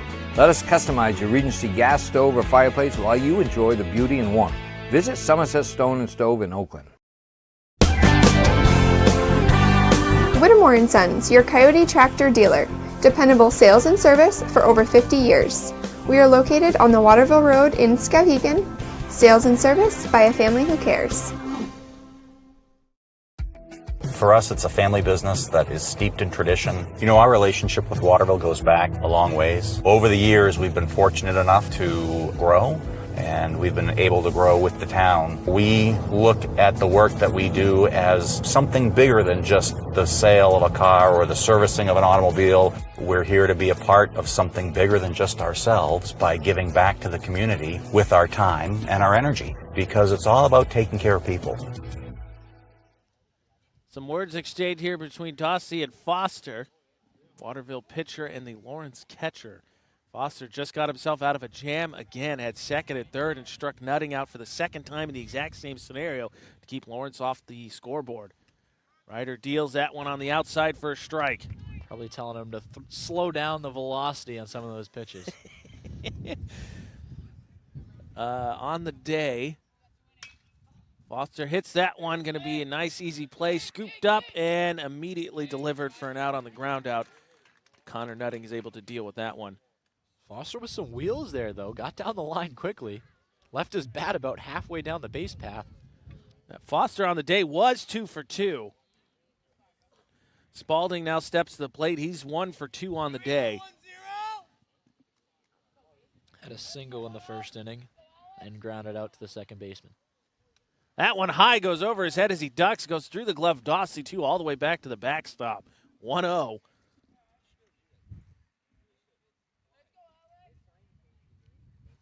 Five left on base thus far for Waterville. 5 left on base thus far for Lawrence through 4. Top of the 5th here, 1 gone. Spalding up 1-0 in the count. Here's the pitch. That one inside as he gets off the plate. Spalding 4 for 5 against Oceanside last time out. Spalding say something to Ryder. His pitches look like they were sent with a message. 2-0 in the count. Ryder delivers. He swings through that one. That one's going to hang up in the air, though. Wilson tracks that one down, camps under it, and an easy second out. Got a hold of it. Looked really good off the bat. It did. And then it just started to just immediately die, just hung up there. I was with you. I was like, ooh. Not so much. So 2 quick outs here for Ryder. Hubbard comes to the plate. He's 0 for 2 on the day. 2 identical groundouts to the pitcher. Both times, yeah. First time it was men on first and third. That one outside 1-0. Credit to Ryder, had a real seemingly settled down. Swings through that one 1-1. Certainly a much more comfortable inning here in the top half of the 5th. My question is, if you're Waterville, how long do you let Foster go? I know he's been great, but it just seems like every inning's been a battle. Hubbard swings through that one as well. Fans on it at 1-2. Well, they only have 5 pitching options, so you got to be careful. That's Not true. 11. I did hear that our cameraman Adam Searoyce might be an option to take some either ABs or throw some bullets. I'm not sure. I'd want him on my cleanup. That one high. That one easy take for Hubbard. Makes it 2-2 for the count. 2 outs. No one on here. Top of the 5th. Waterville up 2-0. Both runs coming in the top of the 3rd. Ryder delivers that one low and in the dirt. And just like that, full count. String out here for Hubbard.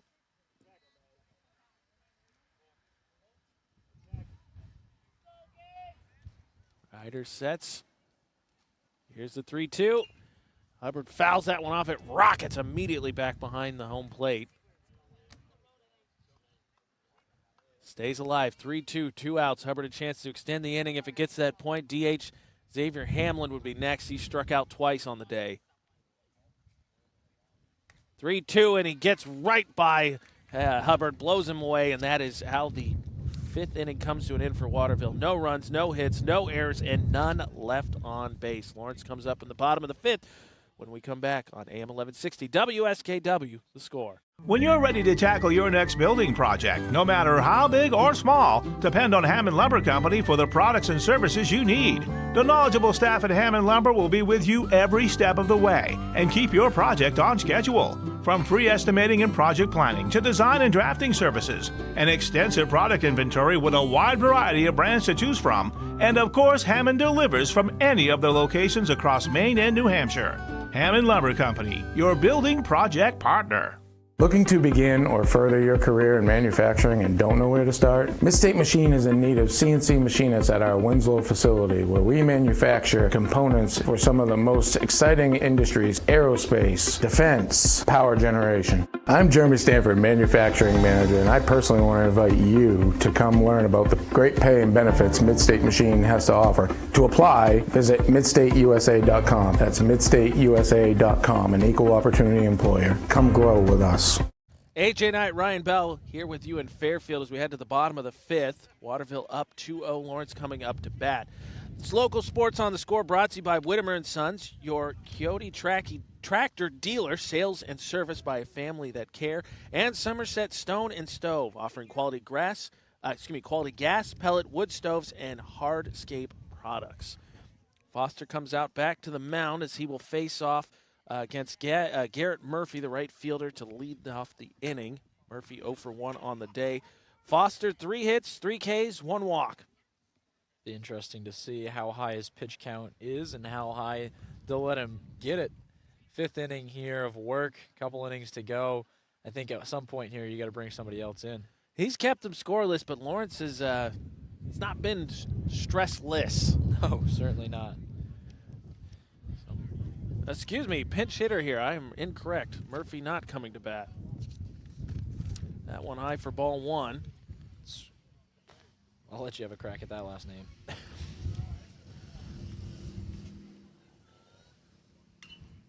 Cole Kirian fouls that one up and going to just get out of play, so go 1-1. So Cole Kirian batting for Garrett Murphy here to lead off the 5th inning.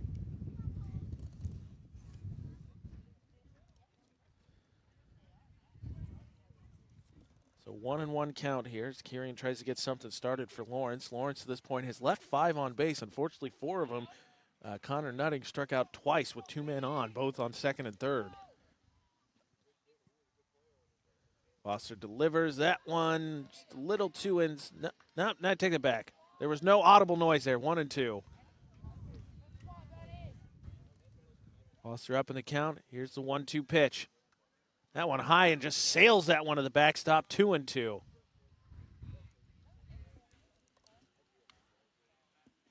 But seemingly that is how it has kind of gone. Foster just at times is, you know, sometimes you just don't have your best stuff. Ultimately what matters is how much you battle back and are able to get through it. To this point, he's kept Lawrence off the scoreboard. 2-2 count here to Kirian, the pinch hitter. Kirian tomahawks that one. Picked up by Minahan. He's able to scoop it to Foster. Confusion there, and Kirian's able to beat that one out. He had Hart Gurdon was there covering, but he threw it to Foster. Foster did not win the foot race, so it turns into an infield single to lead off the inning. You gonna give that as a single? No error there? No, I don't think there was a physical error. I think it was a mental error. I suppose. Tricky play there. I think Foster could have gotten off the mound and fielded that himself, would have made it a bit of an easier play. Instead, I think he thought it had a bit more pace on it. The second baseman was going to get across. He didn't. Higgins comes to bat with a man in front of him. I think Hart Gurdon got there in time. He just pitched it to Foster instead. I think Foster held up. There was a little bit of confusion there on who to go to, so I would call that a mental error, not a in the play or in the field error. That one gets by Hubbard, and Kieran going to be able to advance to second on that pass ball. Second pass ball for Hubbard today.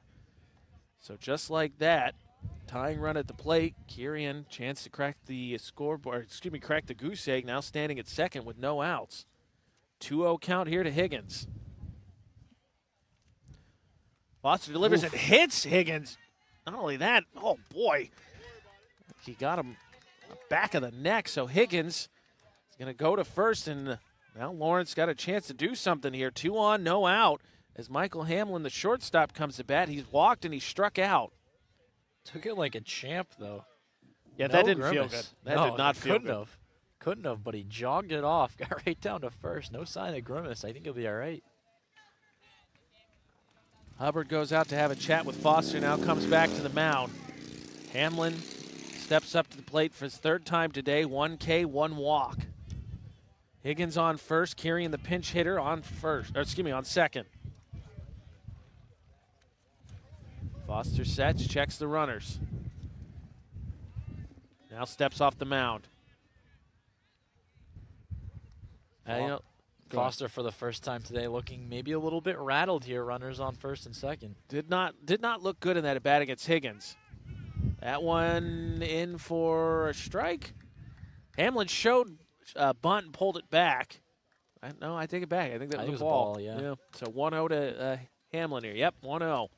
Every umpire here in Maine has a different signal for their balls and strikes. Hamlin shows bunt again, pulls that one back. That one's in for a strike, 1-1. Very lethargic delivery from the umpire, though, on his balls and strikes. It seems like he's worn down, too. The pace of the game's gotten to him. Hamlin gets that one, deads it right along the third base line. Great bunt. Hubbard fires and is able to just in time get him. Hamlin had a chance to beat that out. Credit to him, but a nice throw by Hubbard to get him out. So now they all advance 90 feet as now the pressure's on number 3 and cleanup to deliver here. Dostie on the day is 0 for 2. He did reach on a fielder's choice. Could not have pictured a better bunt there from Hamlin. Yeah, that one died right on the third base line. Really good pick there from Minihan, too, at first. That one high. You're going to get a time here as Dostie going to go chat with the coach here at third base. So he takes that one high, now wanders over to go talk to Russell Mercier. Short talk there, comes back. I'd like to think a talk that short was just hit one out. Just unload on one. 1-0. Here's the pitch. That one high. Hubbard thought that one got by him. Was able to pull that one out of the air, though. 2-0. Not the biggest distance to the backstop, so should one get past, they'll have a play at the plate for sure. 2-0 delivery. He bounces that one to him, and I think, trying to look, yeah, there is someone warming up, but just soft tossing right now for Waterville. And Hubbard now calling the coach out to the dugout.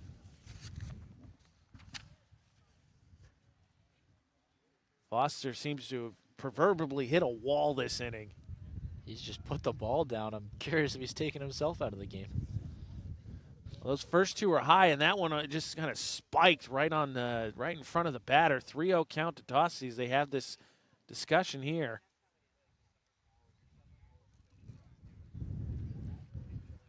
Hubbard was the one, the coaching staff seemed content to let Foster go. I don't think anybody's ready to pitch. Russell Beckwith was called out by Hubbard, the catcher. And I think we're going to get a pitching change because it looks like he called in the center fielder. Spalding's coming over, and so is... Spalding comes over. He specifically called Gendro in. Yeah, it looks like we're going to get a pitching change here as Gendro hands off his glove. And it looked like Foster wanted out himself. Put the ball down, called the coach out, and we get the change now. So Foster's day is done. He gets an out here in the bottom of the 5th. So he goes 4 1/3. Responsible for the runners on 2nd and 3rd, and coming in, Gendro, his ERA isn't much worse, 1.62. That's pretty good. Yeah, so Foster is responsible for the runners 2nd, 3rd. His day's done at 4 1/3, 4 hits given up, 3 Ks, 1 hit batsman, 1 walk, and just seemed to proverbially hit a wall here in this inning. I don't know if that was some arm soreness or what was the case there. Put the ball down, and so Gendro, 4.1 innings pitched, not a lot to work with, only 1 earned run. He has 3 strikeouts, 2 walks, allowed 3 hits on the year, 3 total runs, so 2 of those unearned. And defensively, looks like they're just going to swap positions. Foster going to go out to center, and Gendro just going to swap with him here at the pitching spot. And I think this one, again, Waterville does have someone warming up. That's, well, you know, conveniently, it is a number I don't have on. Well, it's on the JV roster. Pierce Delaware, the JV pitcher. Maybe that's for after this then. Yeah, he, not the most sizable player for sure, so I don't know that he would be coming into the varsity game. Could just be warming up for the JV. So Gendro finishes up his warm-up, got a high. That one holds that ball way up over his head. So Gendro not only comes in with man on 2nd and 3rd with 1 out, he also comes in with Dostie, the catcher, in a 3-0 count. Yeah, that's an interesting change mid-at-bat, too. I think you're right. Foster, I think, took himself out. You got to imagine that's an arm injury, not just a mental block of saying, here, I don't want the walk. Let me get off the mound now. Yeah. So they're going to intentionally walk Dossie. So they're going to load the bases. They're going to load the bases to bring up the cleanup hitter, Hunter Lee. That's a choice there. Put a star next to that. Lee has 1 hit on the day, 1 for 2. It was an infield single that he legged out. Very interesting choice. You're going to load the bases for Lee, who, from the looks of it, could probably crank one about 400 feet over that center field fence. I think Lee is capable. Here's the pitch. That one low and in the dirt. 1-0. Like you said, Gendro, not a ton of innings pitched this season. Lee turns on that one, bounces off. What a catch! Spalding stabbed that one. It shot up in the air, and they got a double. No, he's safe at first. Ooh. Waterville not happy about that call, I don't think. Regardless, that is a Kennebec Eye Care highlight of the game. That one was absolutely scalded. Spalding able to come up with it. Kennebec Eye Care for all your eye care needs. Kennebec Eye Care, your site specialist. Even though they don't get the double play, it is the second out of the inning, so a big defensive play from the third baseman there. Gendro steps off the mound. Littlefield up to bat. Littlefield 0 for 2, reached on an error. Swings through that one, 0-1. Waterville for sure thought they got out. I missed the play. I was just in shock at the third base catch. Yeah, he swung it over to first, tried to catch the runner. Looked really close at first. Called him safe. Umpire had a good look at it. Yeah. I'll take a look at that in the highlights later. That one outside for a ball 1-1. Excuse me, 2 inside for the ball 1-1. That one bounced and it gets by. And easily able to come in to score is Kyrian as they all advance 90 feet. So give a wild pitch to Gendro. And an unearned run to Foster.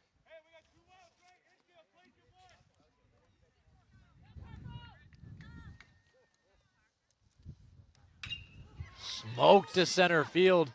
Diving what a play. Catch! Foster, who was the pitcher, is able to dive and snag that one. And Waterville able to get out of the inning with minimal damage. They take a 2-1 lead. It ends up being 1 run on 1 hit, no errors, and 2 left on base. We will be back for the top of the 6th on AM 1160 WSKW, The Score. This year, your tax return could literally improve every moment of your life with a new pair of glasses or an eye exam from your friends at Kennebec Eye Care in Waterville. Even if you already own a pair, it's always a good idea to have an extra set. Keep a backup pair at home for emergencies. Leave an extra pair at work. Or how about prescription sunglasses or computer glasses? Call 872-2797 to schedule an appointment. Kennebec Eye Care, 216 Main Street in Waterville. Online at KennebecEyeCare.com. Kennebec Eye Care, your site specialist. Central Maine Community College in Auburn. Over 40 academic degrees and programs recognized as some of the best in the United States. Nursing, criminal justice, forensics, psychology, IT, education, culinary arts, and so much more. Offering one of the lowest tuition rates in New England. Plus, a top-seeded national champion producing athletics department. Central Maine Community College in Auburn. Find your passion. Go to cmcc.edu. Nokian Tires, available at 201 Tire Battery and Service, Route 201, Vassalboro. Your complete auto center. Mechanics you can trust. Nokian Tires to keep you safe on the road. Plus, 201 Tire Battery and Service is a state inspection station. They have batteries and accessories, including custom battery cables available. And of course, those great Nokian tires. 201 Tire Battery and Service, Route 201, Vassalboro. What an inning defensively from the Waterville Panthers to bail out their pitcher. As Foster seemingly took himself out, they finished. He left with a 3-0 count to Dossie, who they intentionally walked. They load the bases for the cleanup hitter. Lee hits a scalding line drive that Spalding picks out of the air for the second out at third base. Try to get the double play at first and don't. Wild pitch gets one to come home, and then Littlefield hits a tailing line drive to center that Foster dives and makes the catch. The first at bat here, first picking switch, Lee stabs that one and easily going to be able to throw that one out, even though he put that one in the dirt, so Hamlin goes down on the first pitch. Foster saving himself an earned run in that last inning by making the diving catch, the first run unearned, so he'll get out of this game with 0 earned runs. What is that, 4 2/3 innings pitched? 4 1/3. 4 1/3. So what a defensive inning there from Waterville to keep themselves up 2-1 as now Spencer Minahan steps to the plate. He is 1 for 2 with a single and a strikeout, excuse me. All right, making a couple notes here. Just that inning blew my mind. Yeah, huge from Waterville to get out of the jam. Lawrence put up their first run so far this year on Waterville, though.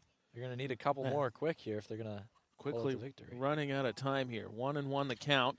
Minahan defensive swing, just shoots that one up the elevator shaft. Dossie able to camp under it and tracks that one down quickly. 2 gone here for the Panthers. Quick 2 outs here for Lawrence, and they've been more comfortable in the majority of these innings other than, of course, Waterville scoring 2 runs. That really, I mean, that's the case. Foster had a lot of stressful innings, and that'll be a note to watch going forward. Kind of the ace of the staff seemingly took himself out. Gendro, who's now in pitching at the mound. That one on the outside for a ball, left-handed hitter. He's 0 for 2 on the day. He struck out once. Here's the pitch. That one almost in the exact same spot. 2-0 to Gendro. Ryder on the day working on finishing up the 6th inning. Has 6 strikeouts, 7 hits, 1 wild pitch, no walks.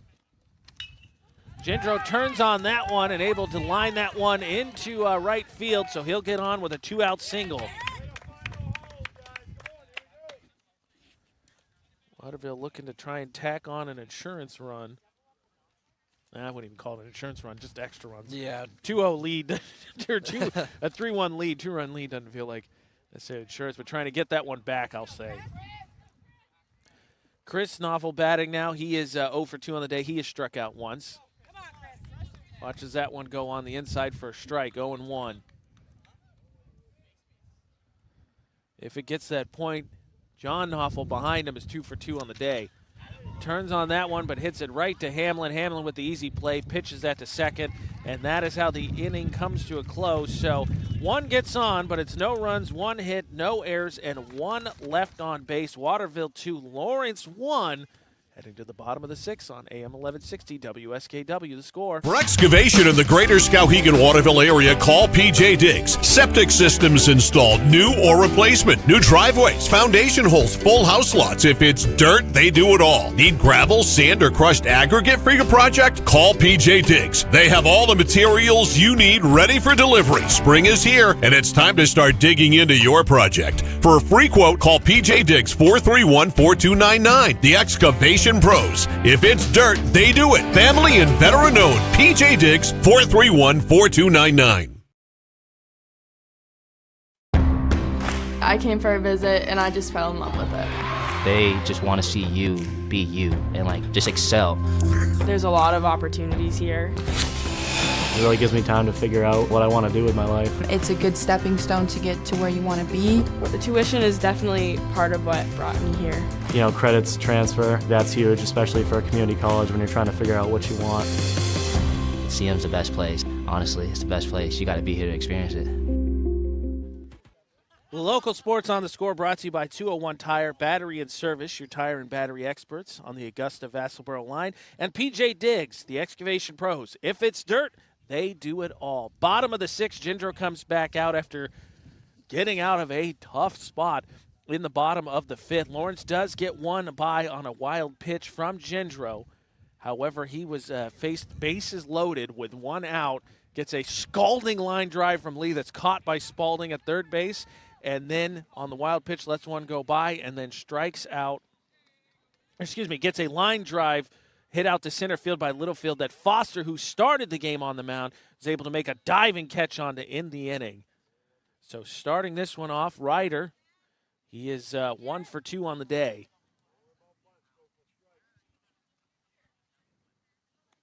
And he swings right through that one, 0-1. Behind it. Gendro, a multi-sport athlete, also plays soccer for the former club that I played for, Central Maine United. He was named the Player of the Week for us, actually. That one, a check bouncer. Spalding stabs that one, easily makes the throw to third, and that is your first out of the inning. Is he a good soccer player then? I don't know him personally, but I was just on Instagram earlier today, and I was looking at the rosters, and I was like, hey, this guy's in both of these things. So, yeah, no, he was named the Player of the Week, had 2 goals and 2 assists in his last soccer game, actually. Left-handed batting first baseman Gavin Lunt comes to the plate. He's 1 for 2 on the day. 1 gone, 2-1 lead for Waterville in the bottom of the 6th. Swinging through that one is Lunt, 0-1. Not a bad 1-2 to go to if you're Waterville, going from a .48 ERA to what was 1.6? 1.62, yeah. 6-2. Lunt shoots that one off the end of the bat, and able to track that one down easily is Chris Knoffel. So that is 2 gone here in the bottom of the 6th for the Bulldogs. Almost right to him. Took a couple of steps to the left, and easy catch in left field. And pinch hitter here for Lawrence. Batting for the second baseman, Connor Nutting, is Maddox Ward. That one in for a ball. On the day, Nutting was 0 for 2 with 2 strikeouts, 4 left on base. Ward, a senior outfielder and a first baseman. So 2 gone here as the pinch hitter steps to the plate. Ward trying to get something started. Kurian pinch hit in the last inning. He led the thing off with a single. Ward swings through that one, fouls it off the third base side. Hits the top of the fence. What are the odds of that? That one bounced over the top of the fence and across the street.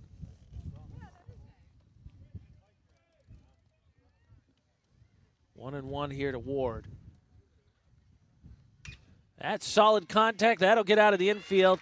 And Knoffel picks that one up. So pinch hitters had some success here today for the Bulldogs. Ward picks up the 2-out single and sets things up for Kurian, who stayed in the game. So his second at bat of the game. He came in to pinch it to lead off the last inning, and he got on and scored. Solid line drive there to left field.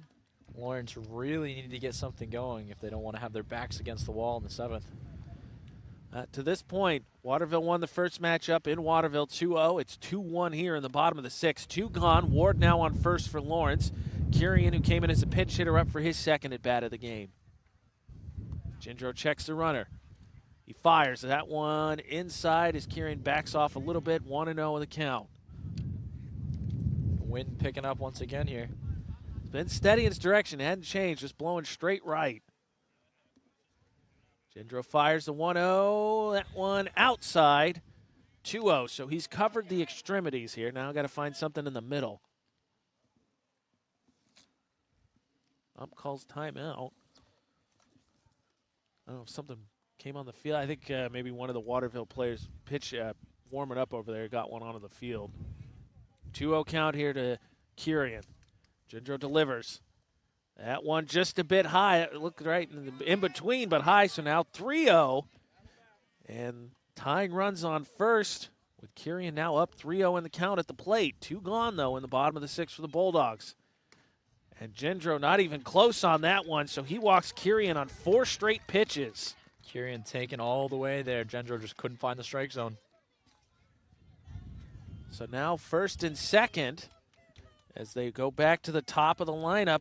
Higgins on the day, he is 1 for 2 with a strikeout. 0 for 2 on the with a strikeout. He was hit by a pitch as well. That one gets in on the inside for 0-1. Gendro's put himself in a bit of a jam here, but with 2 gone, just needs to get one more out. Higgins swings through that one, so quickly 0-2. Complete opposite of the last at bat. He's sandbagging, apparently.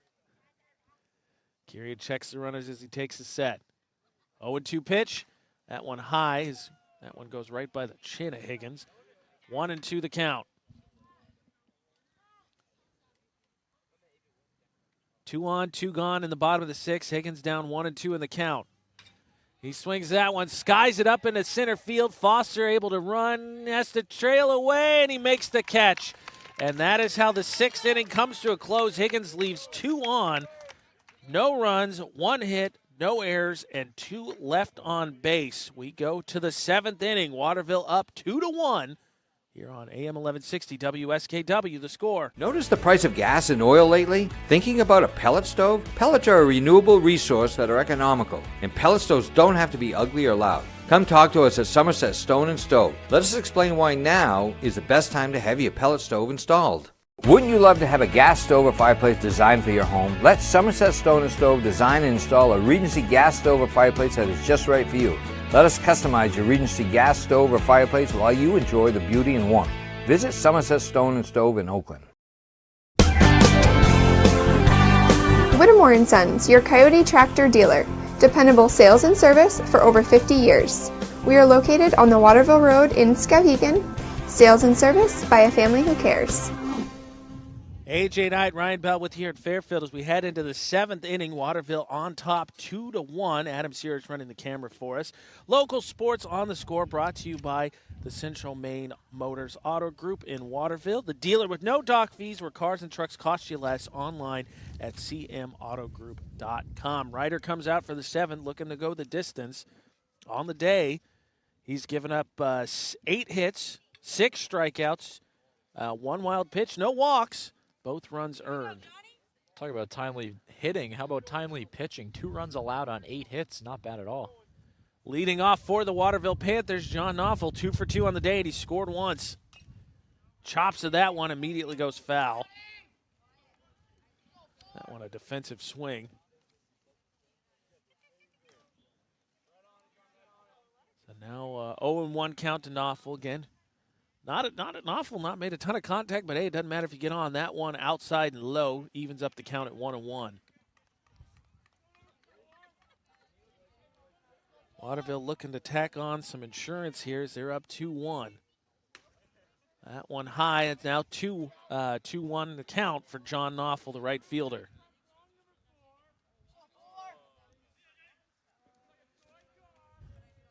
Ryder sets. Here's the 2-1. Knopfel chops at that one, hit spikes down in front. Barehanded play by Dostie, and he got him. What a play by the catcher to get Knopfel. Had to get it right. Knopfel with a lot of speed going down that first baseline, and he zipped it in just in time. Good call by the umpire as well. Take a look here. That's just a chopper, and like you said, Dostie had to absolutely get that right as Knopfel left no room for error. Tough to see with the umpire standing there, but for the ump standing right there. And either way, it's one gone as shortstop White Grady steps to the plate. That one immediately chops. That one charged, picked up by the second baseman. That one low, and he gets him too. Nice pick there on the first baseman. That one started. Great play by, I believe, Maddox Ward, who came in. Excuse me, I think Ward's at first, but it was a great play either way by the infield. So 2 gone quickly here in the top of the 7th for Waterville. As coming up to bat is Ben Foster. Started the game on the mound, now has moved to center field. He is 2 for 3 on the day with an RBI. Finally a chance to breathe here. Back-to-back bang-bang plays at first. Orange doing what they need to do to keep it here. Keep it just a 1-run game. That one a 1-0 pitch on the outside. That one he makes the adjustment there, makes it 1-1. Scoreboard's actually shut off out in center field now. Well, that's not very kind of them. 1-1 count here to Foster, left-handed batter. That one paints the exact same spot, makes it 1-2. That first one was slightly outside. He made the adjustment, has gone right back to the exact same spot twice. Foster swings and is able to foul that one back. Nearly hits a car traveling by at the exact right time. That would be horrific. Very much so. Here's the pitch. Foster swings through that one, lines it. That one's going to be fair along the line. That's extra bases. Foster turns first, and he will hold up easily at second as he registers his 3rd hit of the day, and it is a double. Big 2-out hit, puts himself in scoring position. You said you wouldn't call it an insurance run, but 3 runs scored through 6 innings. Another run here could be huge. Well, for I the would call it Purple an Panthers. insurance run. Now, I just felt like in the implication. Fair enough. Fair enough. Spalding coming to the plate, his 4th at bat. That one in for a strike on the inner part of the plate. He is 1 for 3.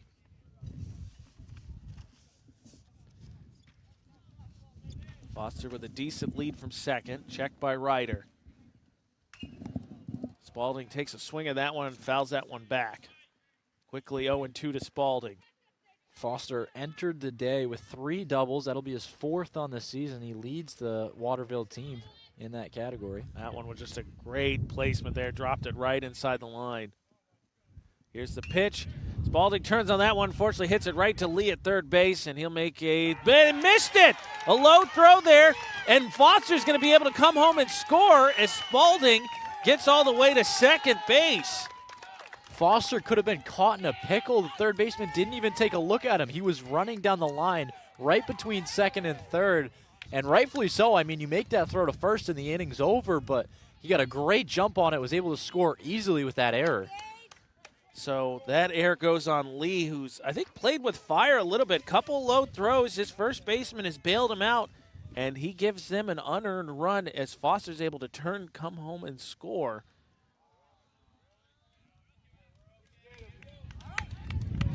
An intentional walk. Yeah, we'll get the intentional walk here, which fans unhappy about. But Hubbard is intentionally walked. And that brings up Hamlin to bat. Hamlin is 0 for 3 on the day, 2 strikeouts. That was the first walk actually issued by Ryder. So man on first and second, 2 gone, 1 already in. And that one high for Hamlin, ball 1.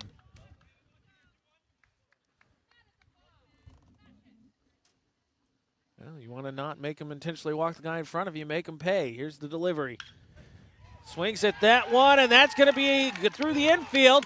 Turning here is, there's a throw, and he just misses him. That was a solid throw, but able to beat it out is Spalding. He scores on the RBI single from Hamlin. Make that a double. Nah, he advanced on a throw. So the intentional walk does not pay off as Waterville adds a second run here in the top of the 7th. Hamlin gets a single, goes through the gap between short and second. Great throw from center field, fortunately a little bit offline. So Spencer Minahan comes to the plate. He is 1 for 3 with a strikeout today. Man on second and third, chance to plate a few more. Swings at the first pitch, gonna get that over the infield. And one will score as they hold up Hamlin. Hubbard will come in to score. And the second hit of the day, they're batting around now, the Panthers. Yeah, all of a sudden in the 7th inning, the bats come alive for Waterville. They've got 3 already, and runners on first and third. And unfortunately, coming in, getting the 2 outs, Ryder's day may be done.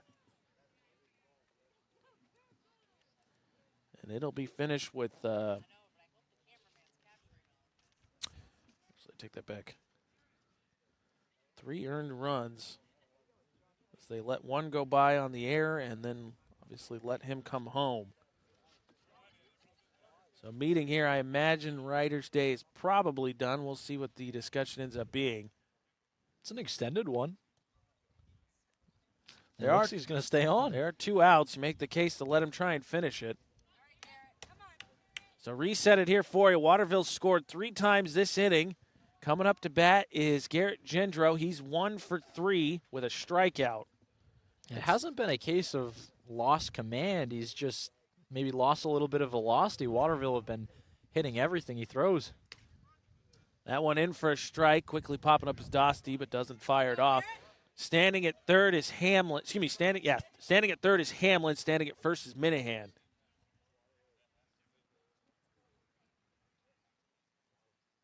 Curious to see if they send Minahan here. Ryder takes, Dosty stepped off the plate. Now they all check back in. Ryder now sets back up on the mound. 2 gone, 5-1 lead for Waterville. 0-1 count here to Gendro. The pitch, he swings right through that 0-2.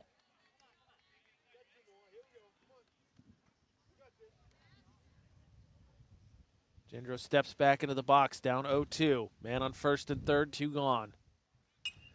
Fouls that one back immediately, and so he will live to see another pitch. We ought to get a tracker for how many balls have been sent up over the backstop. So many balls fouled off back there today. 0-2 the count for Gendro as he steps back in the box. Ryder sets, checks the runners, here's he fires. And that a bad swing as he mixes Gendro all up, and that is how the inning comes to a close. However, Waterville gets 3 runs on 3 hits, 1 error, and 2 left on base, and they will go into the bottom of the 7th up on the home team 5-1. We'll be back for the bottom of the 7th on AM 1160 WSKW, The Score.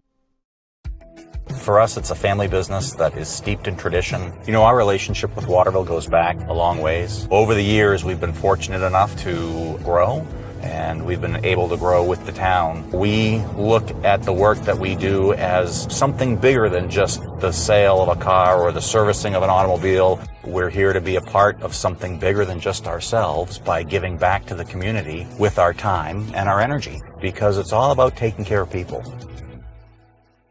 When you're ready to tackle your next building project, no matter how big or small, depend on Hammond Lumber Company for the products and services you need. The knowledgeable staff at Hammond Lumber will be with you every step of the way and keep your project on schedule. From free estimating and project planning to design and drafting services, an extensive product inventory with a wide variety of brands to choose from, and of course, Hammond delivers from any of their locations across Maine and New Hampshire. Hammond Lumber Company, your building project partner.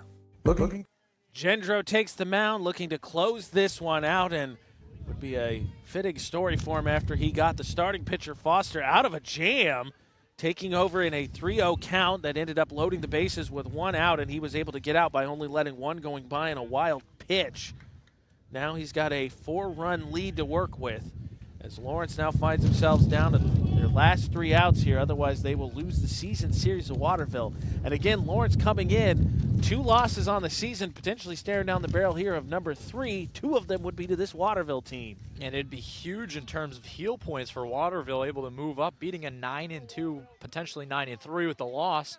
But a 9-3 team gives you a lot of points in the way these heel points work. So Hamlin comes in. He is 0 for 2. Struck out once, walked, and sack bunted. That in for a strike. Good start for Waterville. 0-1 to Hamlin. Lawrence will start with Hamlin, Dostie, and Lee. They're 2, 3, and 4 hitters. Fouls that one back quickly. 0-2. On the day of those hitters, Lee's the only one with a hit, and that was on an infield single. He had to really leg out, so struggling today has been that big part of the lineup. Dostie shoots that one up the elevator shaft. That one will stay in play. Hubbard tries to get behind it, overruns it, and cannot make the catch. And I hate to do it, but I think you got to give him an error. He had a chance there, and he overran it. That one I will agree with. The rest of them you won't? No, I mean, I don't know. I'm kind of the opposite of Mike. Less harsh of a critic? I'm less harsh. So Hamlin lives again to see another pitch. And swings right through it, strike 3. Does not pay on the error as he goes down swinging.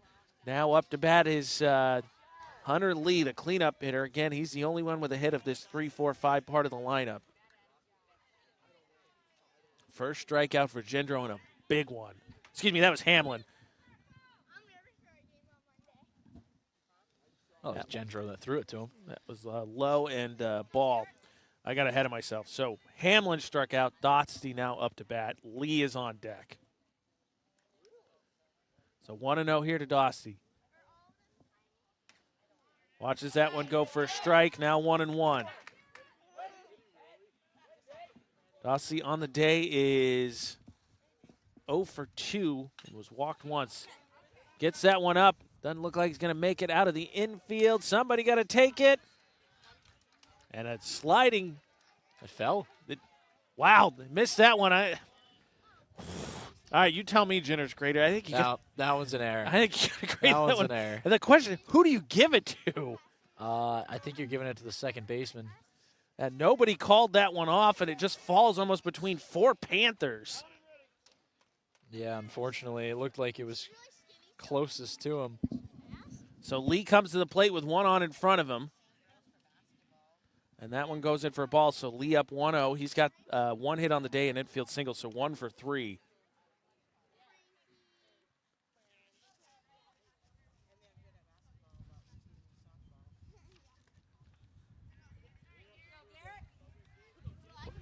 It's a ball there to Lee. So 2-0 here to Lee. And Waterville gives Lawrence a little bit of life here. 1 on, 1 out. That one outside, 3-0. They throw the snap throw to first. That one goes over the first baseman's head, and Dossie easily able to advance to second. And Mike Violet would say, don't waste your time with the guy on first. Takes away the double play situation as well, and I will say the same. You can't make that throw there. You got one runner on, one away, still in a very good position, and now you give Lawrence a runner in scoring position for Lee, who can really hit the ball. That one in for a strike, so he gets on the Gendro gets on his side of the count. 3-1 still, though, as that is the third error in this inning. Not what you need to do in a closeout inning. Umpire takes a timeout here as the wind blows up all kinds of dust. Waterville lucky to get away with that first one. Ended up in a strikeout after an error on the catcher. And second one gets the runner over to second. That second one gets Dusty on. Third one gets him over to second. Yeah. Lee swings through that one, fouls it straight back into the fence. 3-2 count. So full count here for Lee. Again, coming to this at bat, his 4th one of the game. He's 1 for 3 on an infield single. Gendro steps off the plate. Now puts his toe back on the rubber. 3-2 count here. He sets, checks Dosty at second. Here's the pitch. Lee defensive swing, got enough of it. I think that'll drop. What a catch! I thought that one was going to get down, but what a sliding catch from John Knopfel to snag that one. And credit the Waterville Panthers. When they've needed it, their defense has been there, even with, I think, about 7 errors. We'll tally them up when we get to the end of the game. Yeah, it seems like for every error they make a spectacular play to make up for it. Coming in, it was Knopfel. Really nice sliding play to make the out. Littlefield swings at the first pitch, skies that one up. Spalding coming in from third base, tracks it down, and that is how it comes to a close. Waterville made it interesting here in the 7th, but they close it out and they get the 5-1 win. We will tally up the stats, pick our player of the game for this one. Again, Waterville wins 5-1. We will be back on AM 1160 WSKW, The Score. Looking to begin or further your career in manufacturing and don't know where to start? Midstate Machine is in need of CNC machinists at our Winslow facility, where we manufacture components for some of the most exciting industries: aerospace, defense, power generation. I'm Jeremy Stanford, manufacturing manager, and I personally want to invite you to come learn about the great pay and benefits Midstate Machine has to offer. To apply, visit midstateusa.com. That's midstateusa.com, an equal opportunity employer. Come grow with us.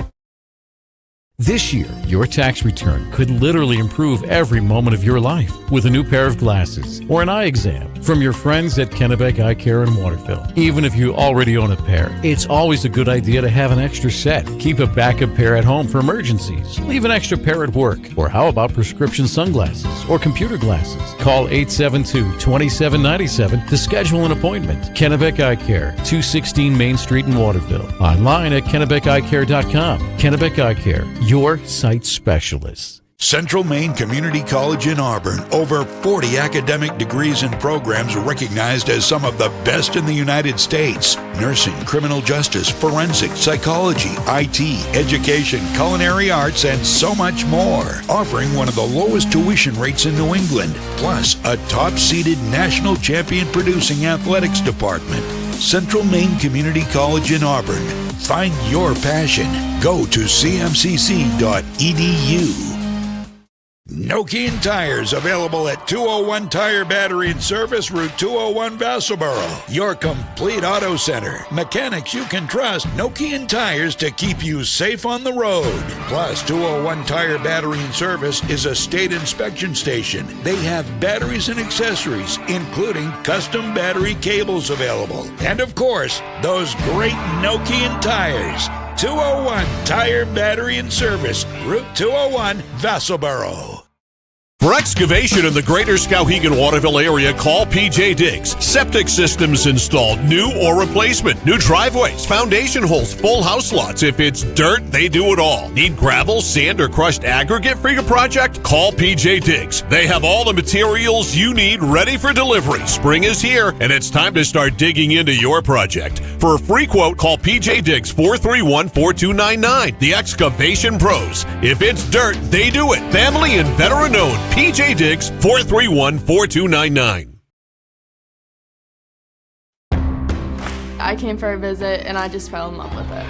They just want to see you be you and just excel. There's a lot of opportunities here. It really gives me time to figure out what I want to do with my life. It's a good stepping stone to get to where you want to be. The tuition is definitely part of what brought me here. Credits transfer, that's huge, especially for a community college when you're trying to figure out what you want. CM's the best place. Honestly, it's the best place. You got to be here to experience it. Sometimes a team may just have your number, and it looks like this season Waterville may have Lawrence's. The Bulldogs fall to 9-3 on the season, only 3 losses, 2 of them to this Waterville Panther team. I'm AJ Knight, he's Ryan Bell. Big thanks to Adam Sears for running the camera for us. And in this one, Lawrence had their opportunities. I think they're going to kick themselves. Just couldn't take advantage because Waterville defensively, I think you capped it best. Waterville was somehow spectacular and also had 7 errors. Spoiler alert. It seemed like every time they made an error, they made up for it with a diving play or a wonderful pick on the first baseman, whatever it came down to be. But this is a huge win for Waterville. If they want to host a home playoff game, they're going to have to get some wins against some top-seeded teams, and they've done so today against Lawrence. I'm sure this will move them up in the heel point rankings quite a bit. And if you're Lawrence, it's super disappointing. They dropped to 9-3 and will probably fall a little bit. Currently in 3rd in the heel points, but trying to lock up a top seed, losses to a 10th place Waterville is not going to help you. And I think this game came down to 2 spots. In the 5th, Waterville had a chance there, Lawrence had a chance. Ben Foster seemingly took himself out. He gave up a leadoff single. He then hit Parker Higgins. Hamlin sacrificed, and then he went down 3-0 to Dossie, the catcher, and then walked back to the plate, and the catcher, Hubbard, called in the coach and seemingly took himself down, as you pointed out, just put the ball on the rubber, went out to center field. They finished off with just intentionally walking Dossie to put him on. Then Gendro, with the bases loaded and no outs, was able to get out of that jam with only 1 run given up on a wild pitch after Lee steps up, hits a scalding line drive, which Spalding catches at 3rd. And then the wild pitch lets one go, and then he gets the strikeout, and that is how it ends. Only 1 run squirts by, unearned run. And then the 7th, Ryder came out for the 7th. Lee makes a short throw. The inning continues. What would have been, I believe that would have been the 3rd out. Yeah, it would have been the 3rd out, and instead what would have been 3 outs with no runs scored, Waterville's able to get 3 after they bat around after that. Yeah, and they really capitalized on that opportunity. Lawrence left the door open, and with 2 outs, the bats came alive for the Purple Panthers. 3 runs in the 7th really locked it up, and I think that took the wind out of Lawrence's sails. So with that said, before we name our player of the game, how about the final numbers for both Waterville and Lawrence? So for, who is this? Waterville. For Waterville, 5 runs scored on 11 hits. They had 7 errors, as you mentioned, and 8 runners left on base. On the other side, Lawrence, 1 run scored. They had 5 hits, only 2 errors in the field, but they left 10 runners on base. Yeah, and I think for this one, we decided definitely credit to Waterville as a whole. We talked about defensively. I think you can't make some of the plays they made without giving them credit. I think for the player of the game, honorable mention to Garrett Gendro for coming in and getting out of that jam that he came in to pitch and then closing it out as he goes 2 2/3, 2 walks and 1 strikeout with 1 wild pitch. He surrendered 1 inherited runner on that wild pitch, but it's got to be Foster. Yeah, I totally agree. Tough. I thought Gendro did an excellent job, like you mentioned, getting out of that jam. To come in that situation and get out with just 1 run scored really makes a difference in this game, in my opinion. But Foster looked really good from the jump. Those 4 innings up until that point where he kind of got in the jam in the 5th looked excellent. Was throwing the ball hard, and I don't know if he got sore in the arm or what happened, but like you said, took himself out. Still definitely worthy of the player of the game. Yeah, and for Foster, he finished 4 1/3 innings pitched, 1 unearned run, 4 hits, 4 Ks, 1 hit batsman, and 1 walk. Helped himself, like you said, in that jam. He caught the 3rd out on a diving play in center field.